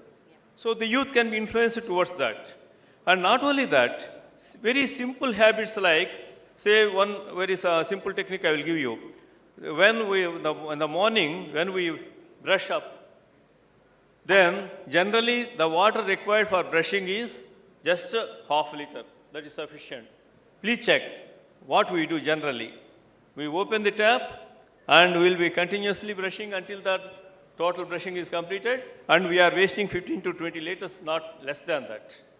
And 25 lakhs of the population in Visakhapatnam into 15 liters, if you save, what is the amount per day? Only in one activity. So that type of awareness, if you can bring into the youth, then they can totally change the system to minimize the water. Not simply it is water. For water, when you are using it, it is the entire energy that is being utilized for pumping it and everything that is involved. So it is the maximum pollution that comes through energy until we make into the shift of the green energy. Until that time, whatever you are saving the water, you are indirectly saving the pollution. So the type of awareness is brought to the youth continuously. And moreover, if you can, not only these simple techniques, you can motivate the youth about the plastic particularly now. The major menace in the earth today is plastic, not in India, it is on earth. And an estimate is that by 2050, the extent of the plastic in the oceans are more than the total aqua life, particularly fish. If that is the situation, why it happens? Is it coming on its own? No, we are making use of it, and disposing them very irrationally. So if we can bring awareness on two aspects of this plastic. One, single-usage plastic should not be used at all. All the remaining plastic is not a major menace if you collect it. So collection is the important part. For example, my friend has given me a chocolate now. I have taken the chocolate and placed it in the wrapper here because I cannot afford to place it anywhere as you like. So until There are micro habits that need to be that developed. part of this youth have to be informed, and collection of the plastic, and it is their main responsibility and hardware, such that in the future the present plastic will be totally collected. I appreciate Sneha today in the evening session. She had collected some 725 kg of plastic already. If so, similarly youth involved in that way, this plastic menace can be controlled, and in the future, all the plastic that can be collected can be reused in the road layout, where in road laying, you are saving the cost by 25% and increasing the durability of the road by 150%. And in addition, the combustion also it can be used in various kilns, cement kilns, and other things, by which you are saving not only the pollution that is used by It's the like a fossil circular fuel, economy but also and how it exchequer works. that is involved. Wonderful. Like that. So, because the time is also running out, I am Yes. seeing the other speakers, I can speak long in that way. So there are a number of the youth that can be definitely be motivated with this. Wonderful. So, thank you. Lata, I'm going to have you have the last word on this because we are almost running short of time. You've built a sustainable agri-enterprise from ground up, which is working with farmers and women groups to create livelihood models that are rooted in ecology. And what we have always understood, there are a number of researchers that are out there, that climate crisis affects women and children the most. And climate crisis takes away livelihoods of women also the most who are working on the coastline.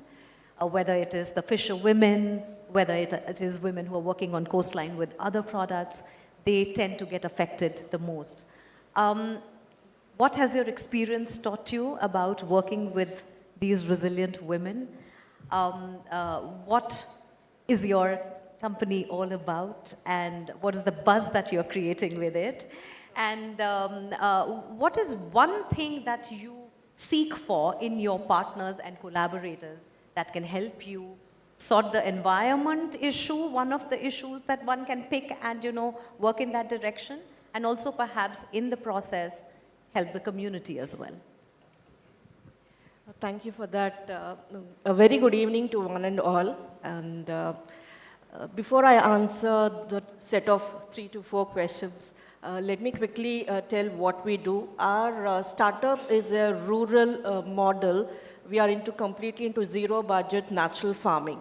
And we are based in Vijayanagaram, and we are operating in West Godavari in Andhra Pradesh. And in Cocoa Bus is the name of the startup, which evolved from Ambika Balaji Biofarm, which is our family farm. And our core components, we work on soil restructuring and drip irrigation, mulching, composting. We work with livestock, and we are providing 50% of the employment to the women and the tribal people. So it's a mixed group of literates, illiterates, direct jobs, indirect jobs, and induced jobs. So coming to the question of women, I did not see much difficulty or challenge working with women. Even though they were illiterate, they could catch up on the skill because that's the way you train. So not every people need not be literate to work in a farm.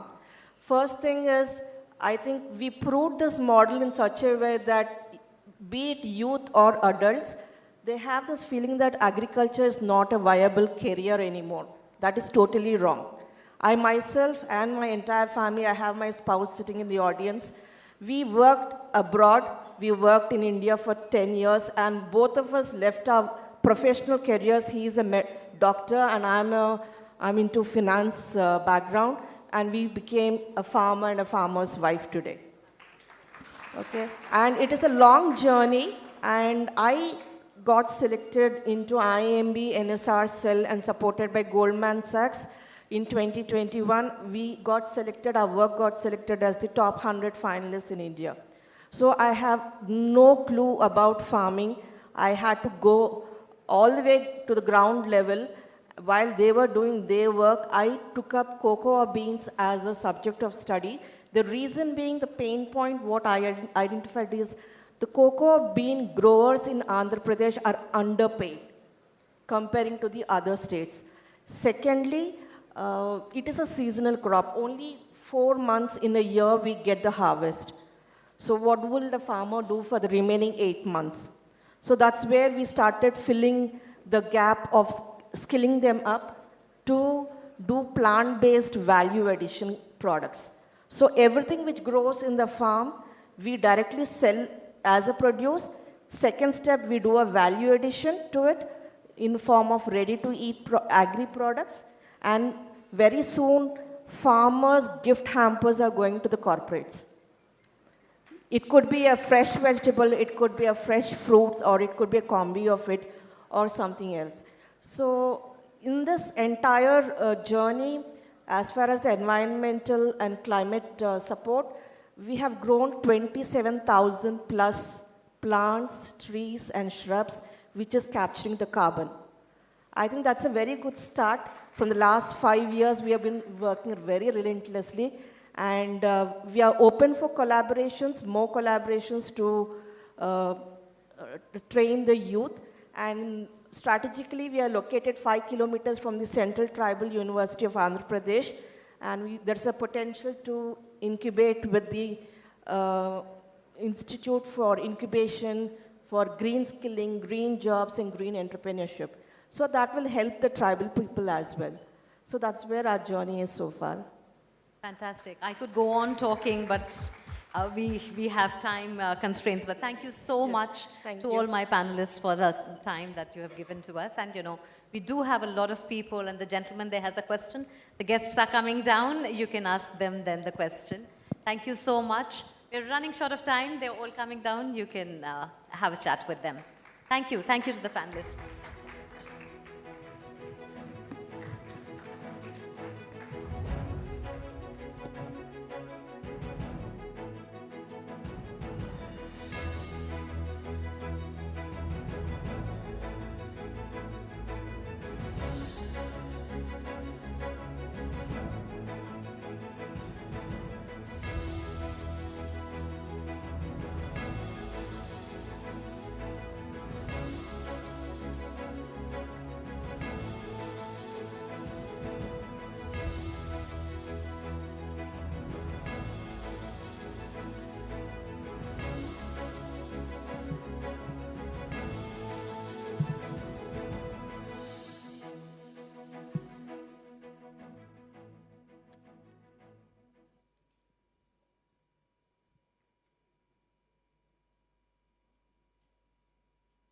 I hope we are taking back some nuggets, because I think what happens is that when we meet community workers, when we meet people who are working directly with the grassroots or even in big cities, one of the things always is that the idea fascinates us, but we don't know how to collaborate and scale it or take it to where we are coming from.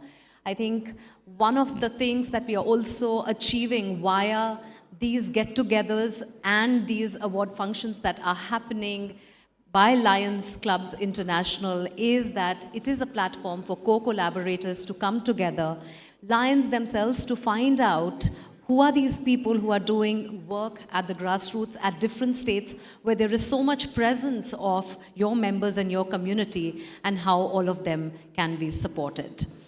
All right, with that little pause that we took, we are back to the stage which is being set for the awardees.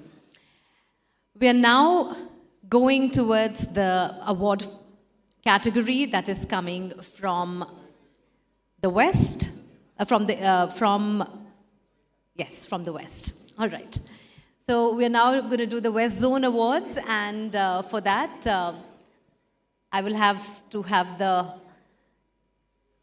dignitaries back with us.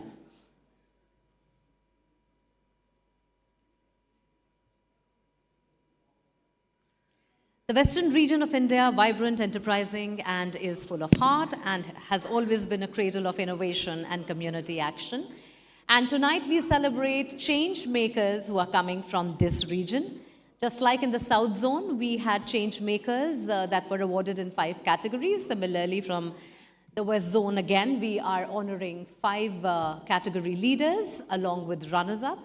And to present these awards, may I please invite back on stage Minister Sir, Shri Bhupati Raju Srinivas Varmik. Please, Sir, Union Minister of State for Heavy Industries and Steel, Government of India, Shri P. Vishnu Kumar Raju, Floor Leader Bharatiya Janata Party and MLA Vishakhapatnam, Shri Palla Srinivas Rao, MLA Vishakhapatnam, Andhra Pradesh State President of the Telugu Desam Party, Srimati Gothu Sirishaji, MLA Vishakhapatnam and member of Palasa constituency, Lion Vijay Kumar Raju, Anand Mohan from our News 18. With that, let's begin with the first category, which, as I had mentioned earlier, was inclusive healthcare and accessibility, where we are honoring those who believe that healing should never be privilege of the ones who can afford it. Now, these change makers are breaking barriers and bridging gaps and bringing dignity across every strata of the community. And the winner in this category has been the beacon of hope in the remote tribal belt of Melghat, Maharashtra. He has transformed healthcare delivery in one of Maharashtra's most underserved tribal belts, reducing child and maternal mortality, empowering local women to take charge of their health, and influencing public health policy through evidence-driven, compassionate action. And the winner in this category is... In the category Inclusive Healthcare and Accessibility, the winner is Dr. Ashish R. Sataf.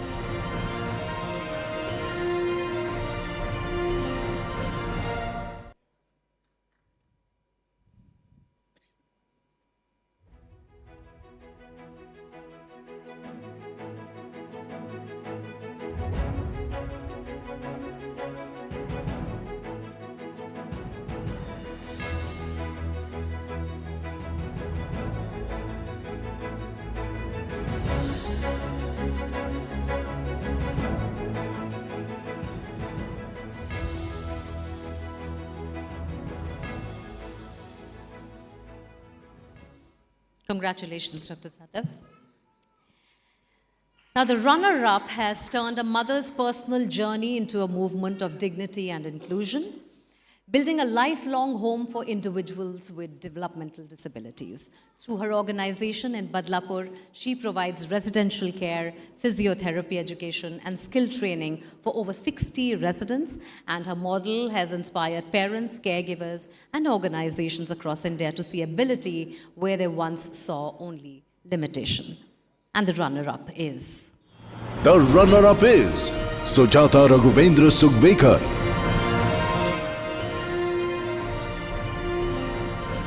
We are sending a huge applause to Sujata ji. She is unfortunately not here with us.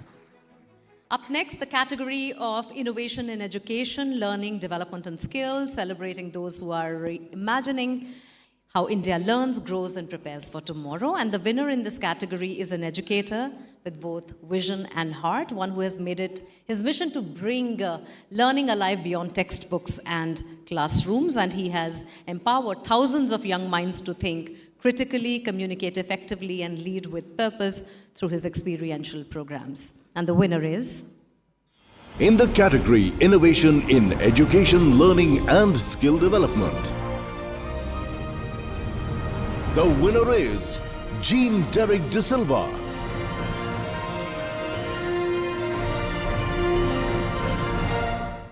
Congratulations, sir.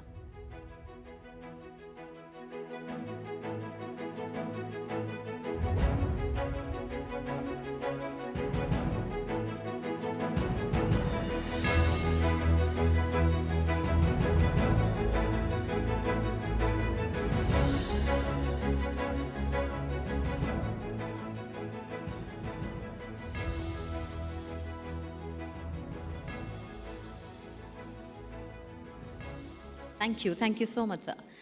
The runner-up in this category believes that education is the ultimate equalizer, and he is proving it by making quality learning accessible to rural India by leveraging technology, local partnerships, and by building digital classrooms and mentorship networks that uplift children and youth from low-income communities. And the runner-up is?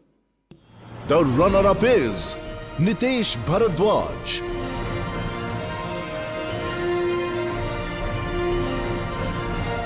We have somebody coming in on behalf of Nilesh to collect the award.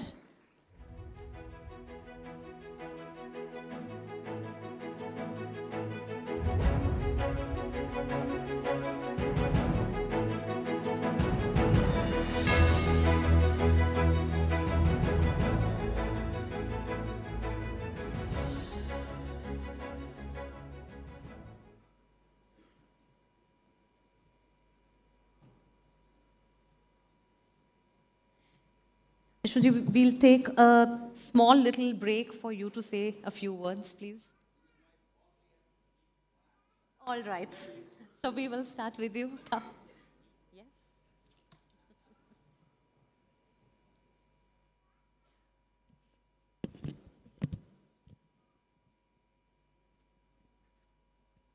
Please tell me the time. 1 minute, 2 minutes, 5 minutes. Because in assembly we used to speak a lot, and there used to be a speaker, honorable speaker, will ask me to sit. Anyway, I will not take much time. It's really a wonderful opportunity, not only for me, for Visakhapatnam, the growing city in Andhra Pradesh, which is going to be the number one. Of course, Amravati is our capital. And the reason is a wonderful presenter, anchor, journalist, Mugdha Kalraji Madam. Thank you for your presence in Visakhapatnam.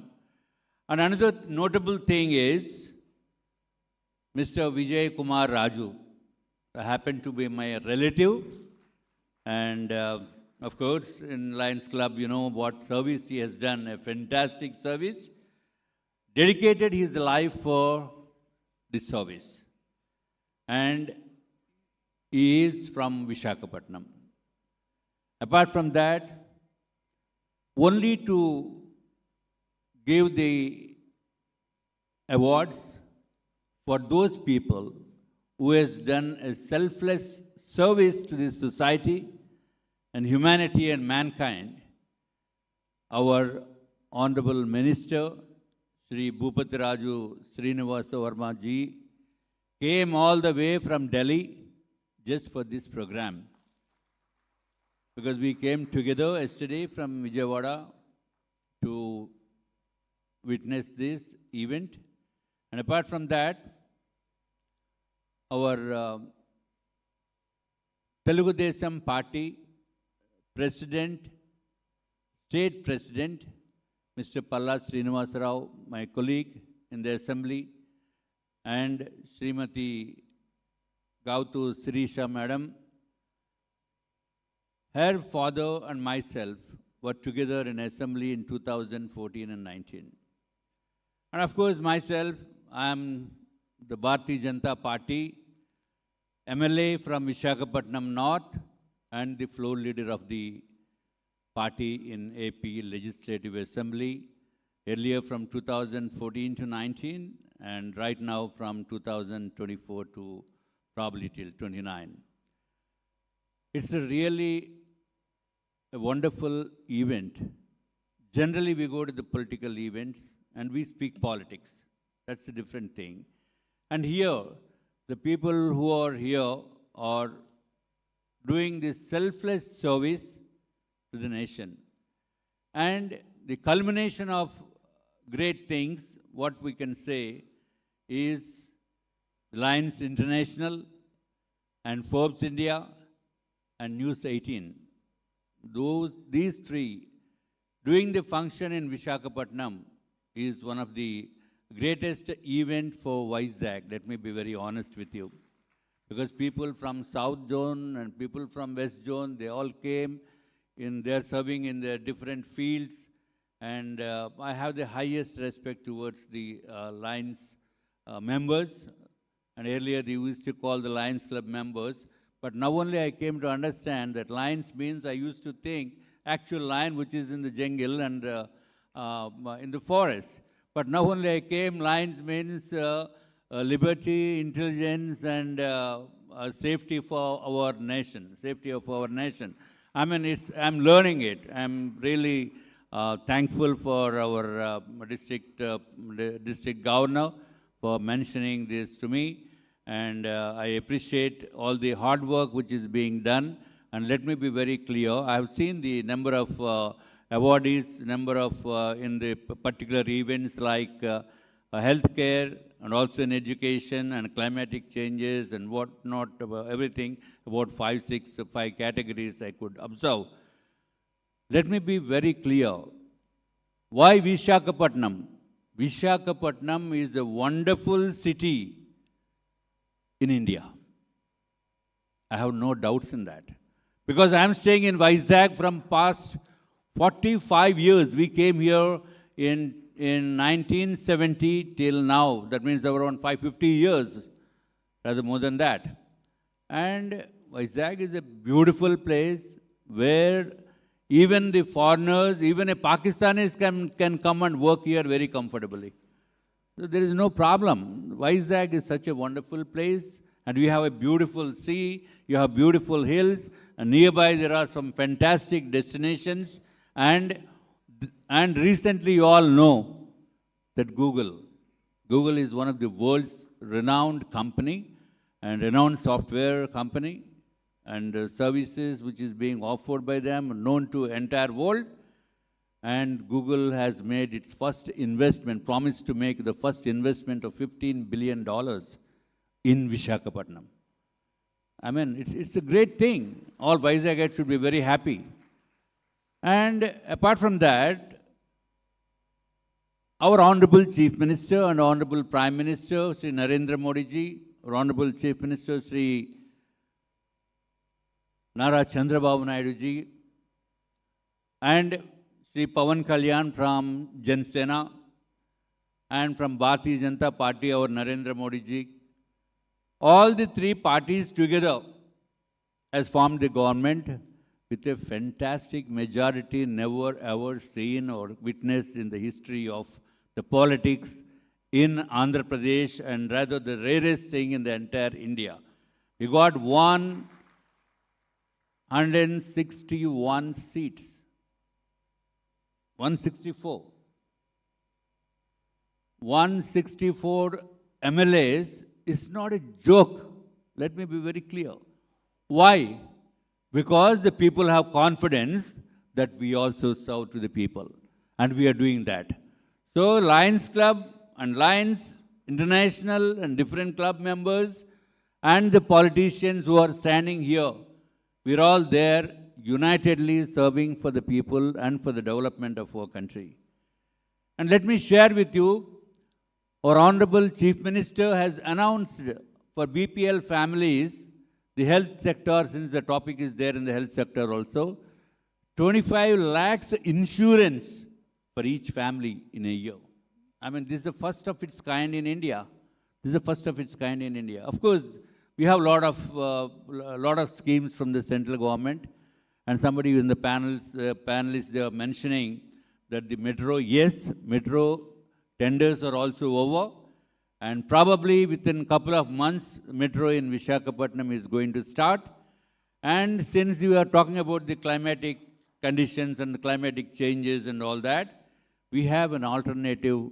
You know, do you know how many lakhs of crores have been invested in the past few years in solar energy systems? Only in Andhra Pradesh, 3.5 lakhs crores of money is being invested in solar systems.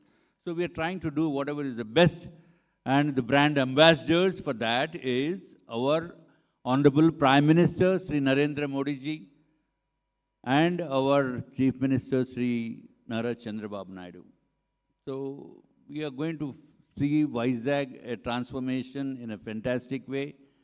And fantastic development is going to take place.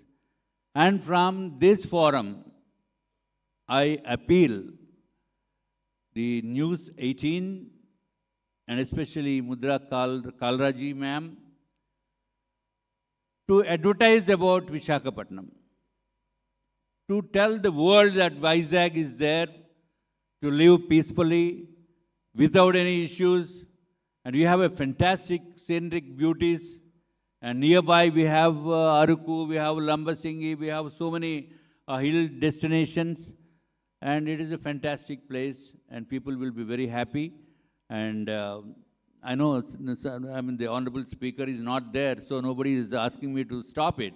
But I know I have to stop it. So, and thank you very much for giving me this opportunity to participate in the people, along with the people who are serving their best selflessly. And let me assure you, and let me commit to you, we are also doing a selfless service for the society, for the people in our constituency or in our state, and we are doing our best. And our common goal and common aim is to see that the downtrodden people, we have to uplift the downtrodden people in the best way, whatever is possible. Thank you very much for inviting me to this wonderful function.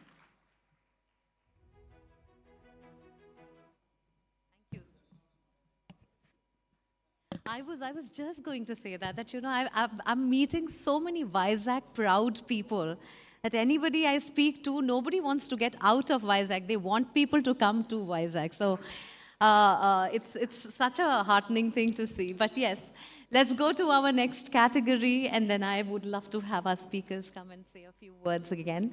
We'll just take one more category.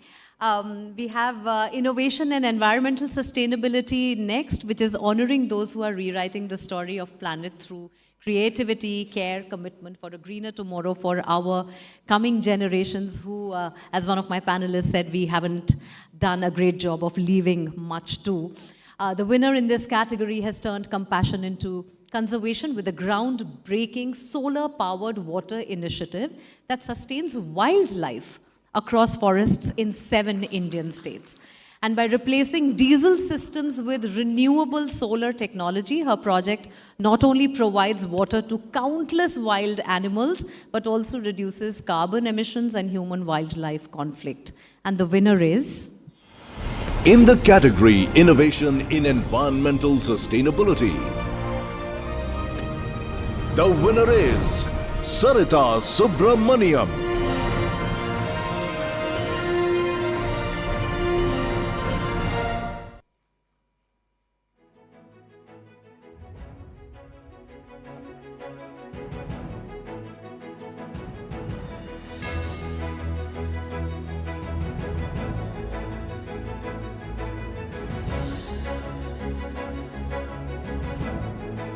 Congratulations.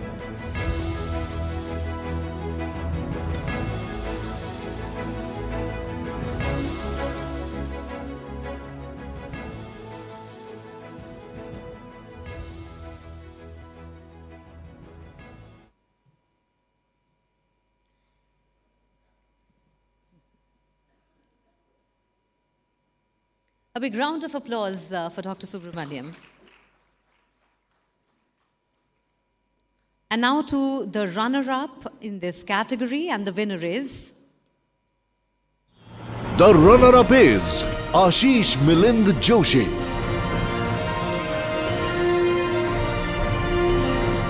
Mr. Joshi, unfortunately, is not with us, but he works in recycling drives, and we would love to showcase his work also. But right now, we'll send him all the applause.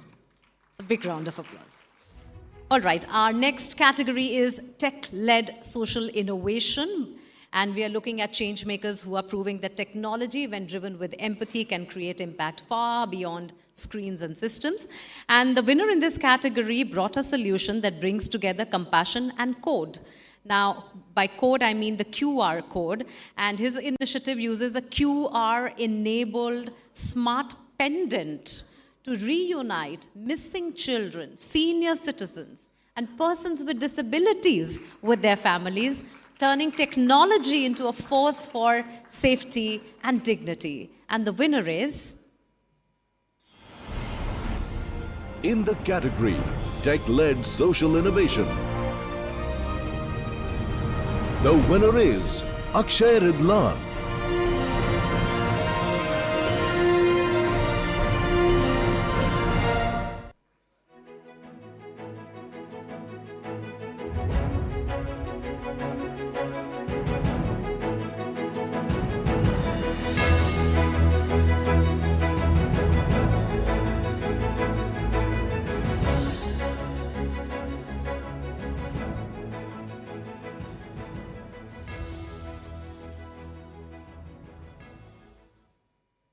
Congratulations. The runner-up in this category is empowering India's farmers with intelligent, tech-driven soil solutions, and her portable soil sensors help optimize fertilizer use, conserve water, and increase productivity, all while training rural women and youth as agri-entrepreneurs and mascots. Now, her innovation transforms farming into a data-smart, sustainable enterprise for the future. And the runner-up in this category is... The runner-up is Dr. Rajul Patkar.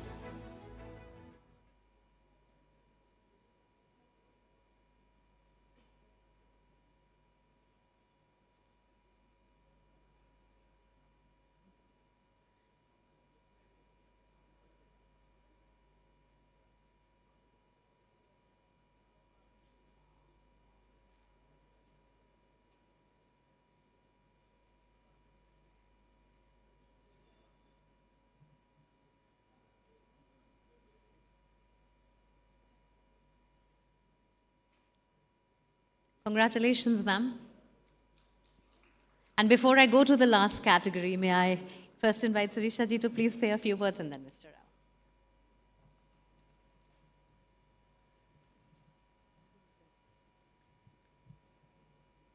Good evening, everyone. Thank you for giving me the opportunity. Our dignified guest, Honorable Union Minister, Mr. Srinivas Verma Garu, and State TDP President, Palla Srinivas Garu, and State BJP Floor Leader, Mr. Vishnu Kumar Raju Garu, and all the society influencers who has come from all the way. Really, first of all, thankful to Lions Club and Forbes India for taking such a nice subject which we really need for today's generation. Because we really enjoyed all the panelists and their speeches. They really made us to think we also got a responsibility towards the society.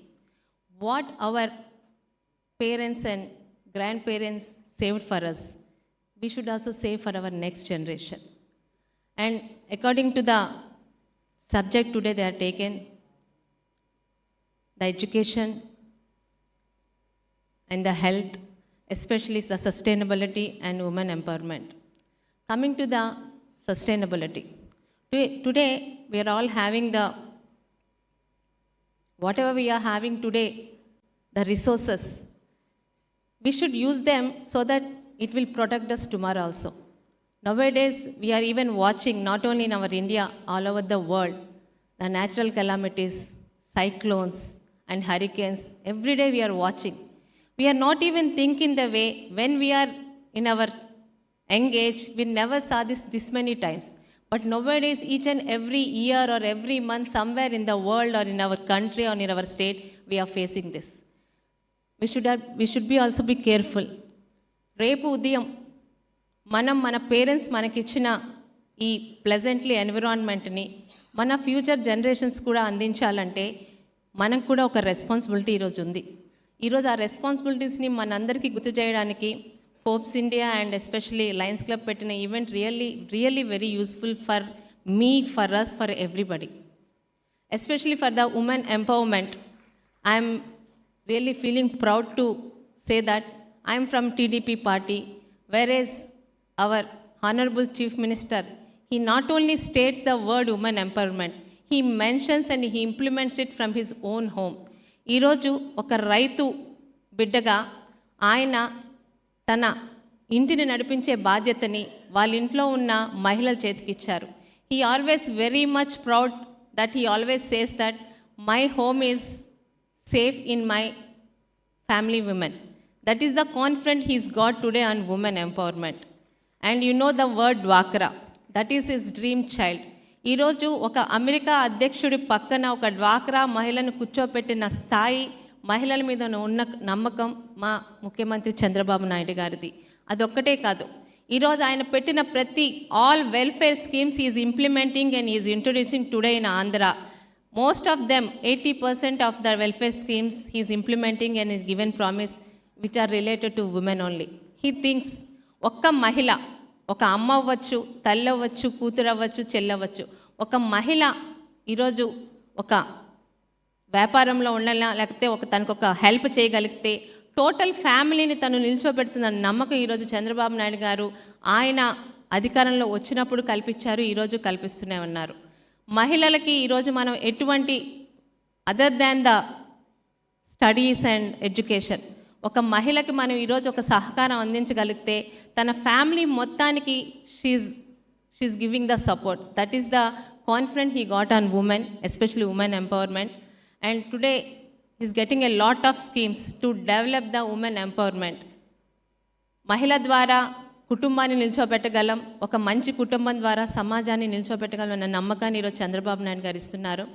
I'm once again thankful to the Lions club and the Forbes India and Madam Mugdha Garu, because far away from our routine political fightings and arguments, this is really, we thoroughly enjoyed the discussion and the subject what you are telling, and we came to know, even as a human beings and the persons in the society, we also got some responsibility towards our future generations. Let us save our planet, let us save our resources, and let us save our future also. Thank you for giving me the opportunity.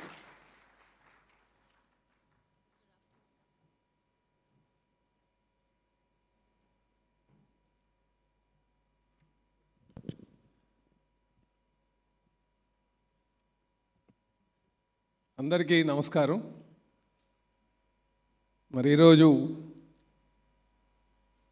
Forbes India section 2 ఎవరైతే నిస్వార్థంగా సమాజం కోసం ఆలోచిస్తూ,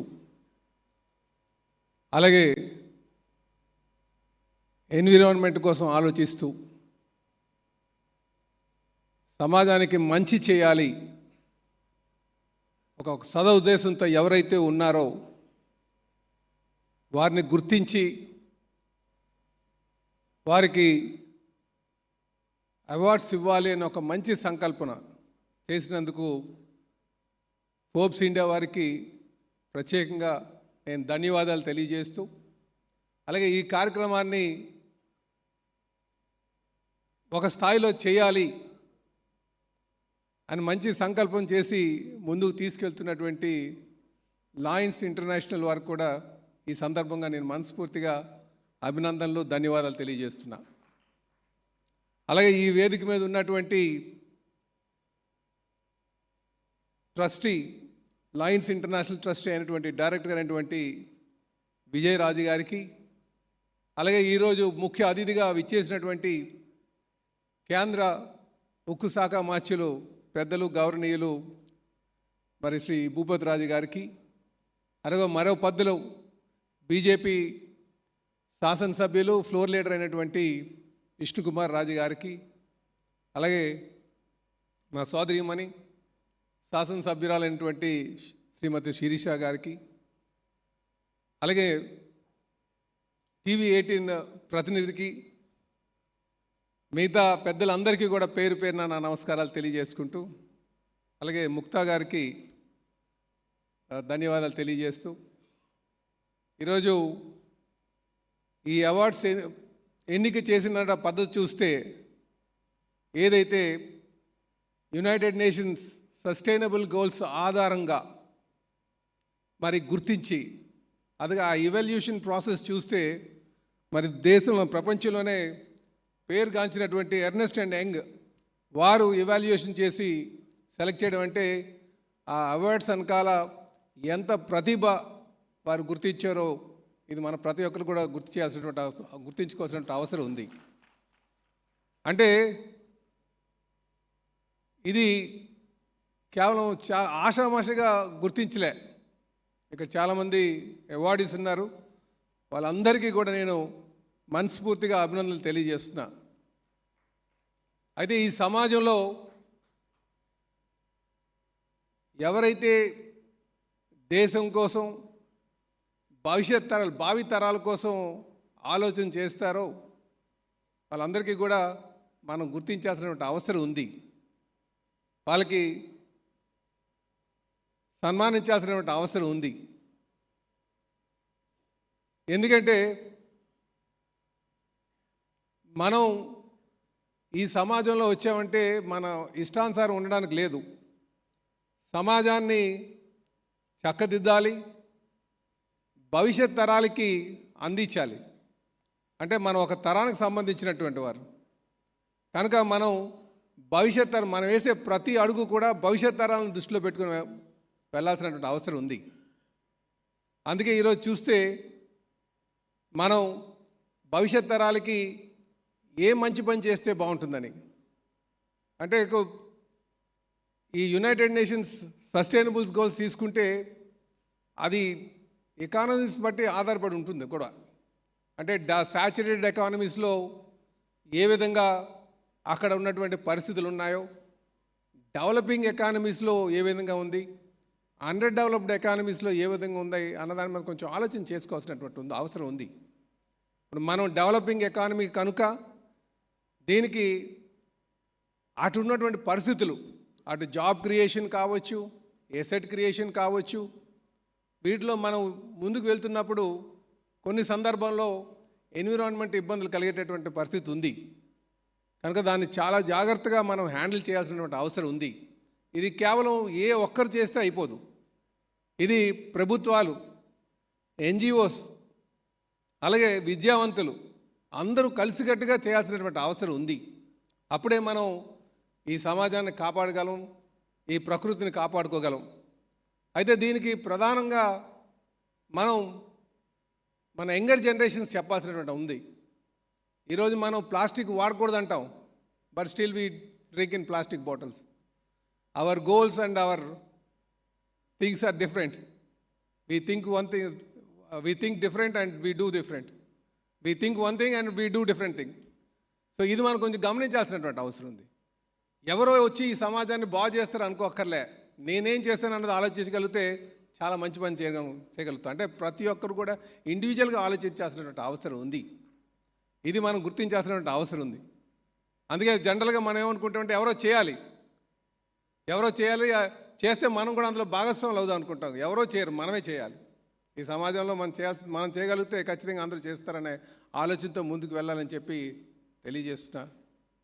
అయితే సోదరులారా, మేము ఖచ్చితంగా ప్రభుత్వం కూడా ఈరోజు గవర్నమెంట్స్ మా నేషనల్ ప్రెసిడెంట్ సీఎం గారు అటువంటి చంద్రబాబు నాయుడు గారు ఎప్పుడు కూడా సమాజం కోసం ఆలోచిస్తుంటారు, సస్టైనబుల్ గోల్స్ కోసం ఆలోచిస్తుంటారు. యునైటెడ్ నేషన్స్ పెట్టినటువంటి గోల్స్ ఏమున్నా సరే అవి ఇక్కడ ఇంప్లిమెంట్ చేయాలని ఎప్పుడు కూడా ఆలోచిస్తుంటారు. కనుక మేము చాలా మంచి లీడర్షిప్ కింద ఉన్నాం. భవిష్యత్తులో ఆయన సారథ్యంలో ఏదైతే కాంక్షిస్తున్నారో, ఇక్కడ ఉన్నటువంటి ప్రతినిధులందరూ కాంక్షిస్తున్నారో, ఎవరైతే ఈ అవార్డీస్ ఉన్నారో వాళ్ళ ఆలోచనలు ఉందో ఖచ్చితంగా మేము ముందుకు తీసుకువెళ్తాం అని చెప్పి ఈ సందర్భంగా తెలియజేస్తున్నాం. ఈరోజు చాలా పాజిటివ్ యాటిట్యూడ్ ఉన్నటువంటి గవర్నమెంట్ ఉంది.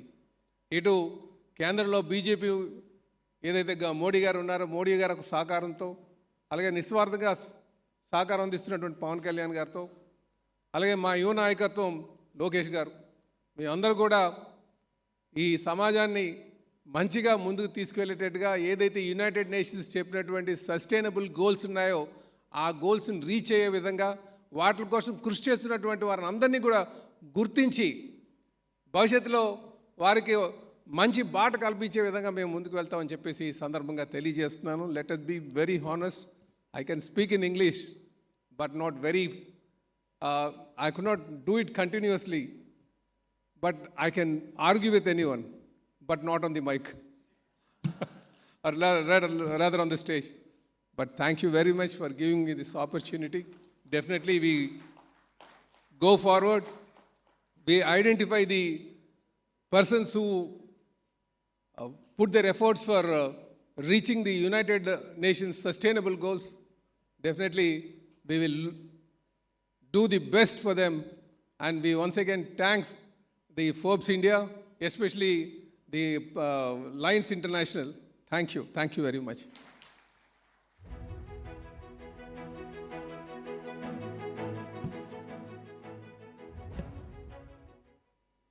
Thank you for the inspiring words, sir.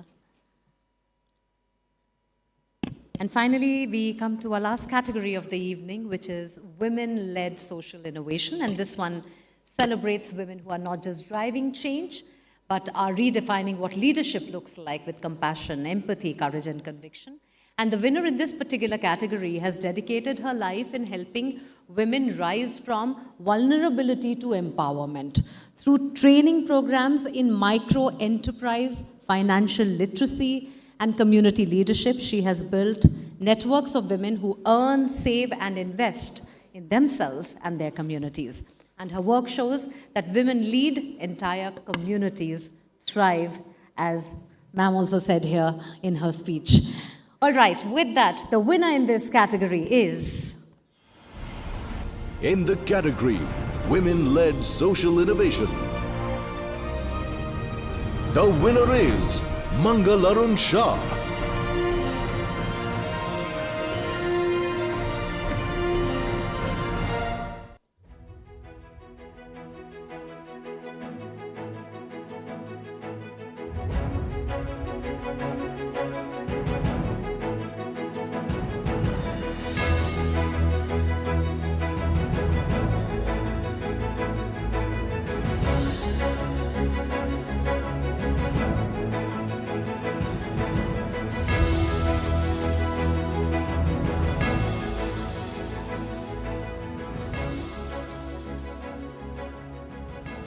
And let's take a look at the final award for the evening, which is the runner-up in this category, who stands at the intersection of healthcare and empowerment.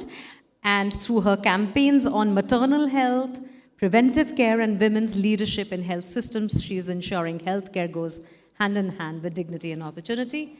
Ladies and gentlemen, the runner-up in this category is... The runner-up is Dr. Ruma Bhargava.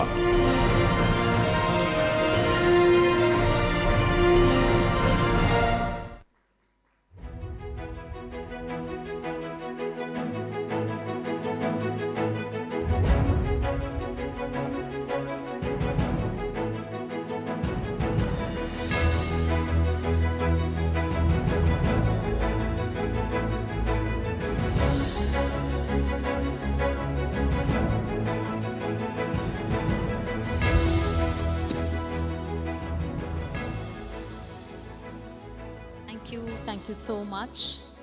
Thank you to all our dignitaries for very patiently being on stage and doing the honors. Thank you so much. Thank you.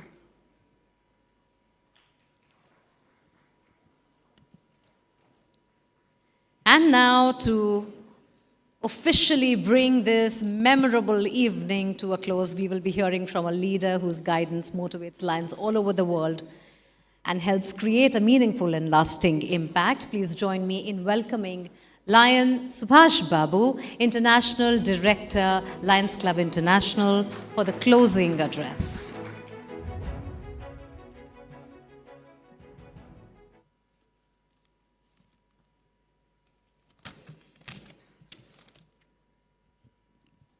Good evening once again. What an inspiring evening this has been. Tonight, We have celebrated individuals whose compassion and innovation truly define the spirit of We Serve India. Through this initiative, Forbes India, Network 18, and Lions International have come together to honor changemakers who quietly transform lives, strengthening communities, and spreading hope across the nation. Each of them reminds us that the power to build a better India lies in service, empathy, and partnership. As Lions, we are proud to stand beside these heroes, amplifying their work, learning from their journeys, and continuing our mission of service to humanity. On behalf of Lions Clubs International, I extend heartfelt thanks to Forbes India, Network 18, our distinguished guests, partners, and every change maker who inspires us to serve with purpose. Together, we serve better, we serve wider, and we serve India. Thank you.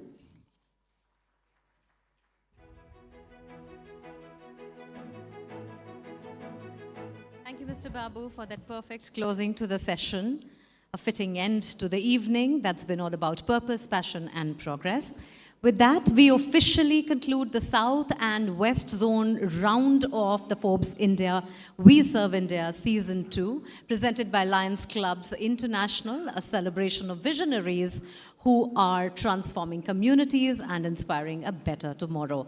A heartfelt thank you to all the winners and the runners-up and our jury members and partners. Please, I'll request every winner to come here, all the winners, if they can come here with the runners-up, we'll take a big photograph together. And I wish you all a very pleasant evening. Have a very good night. Can we have all the winners on the stage, please, for the photo ops?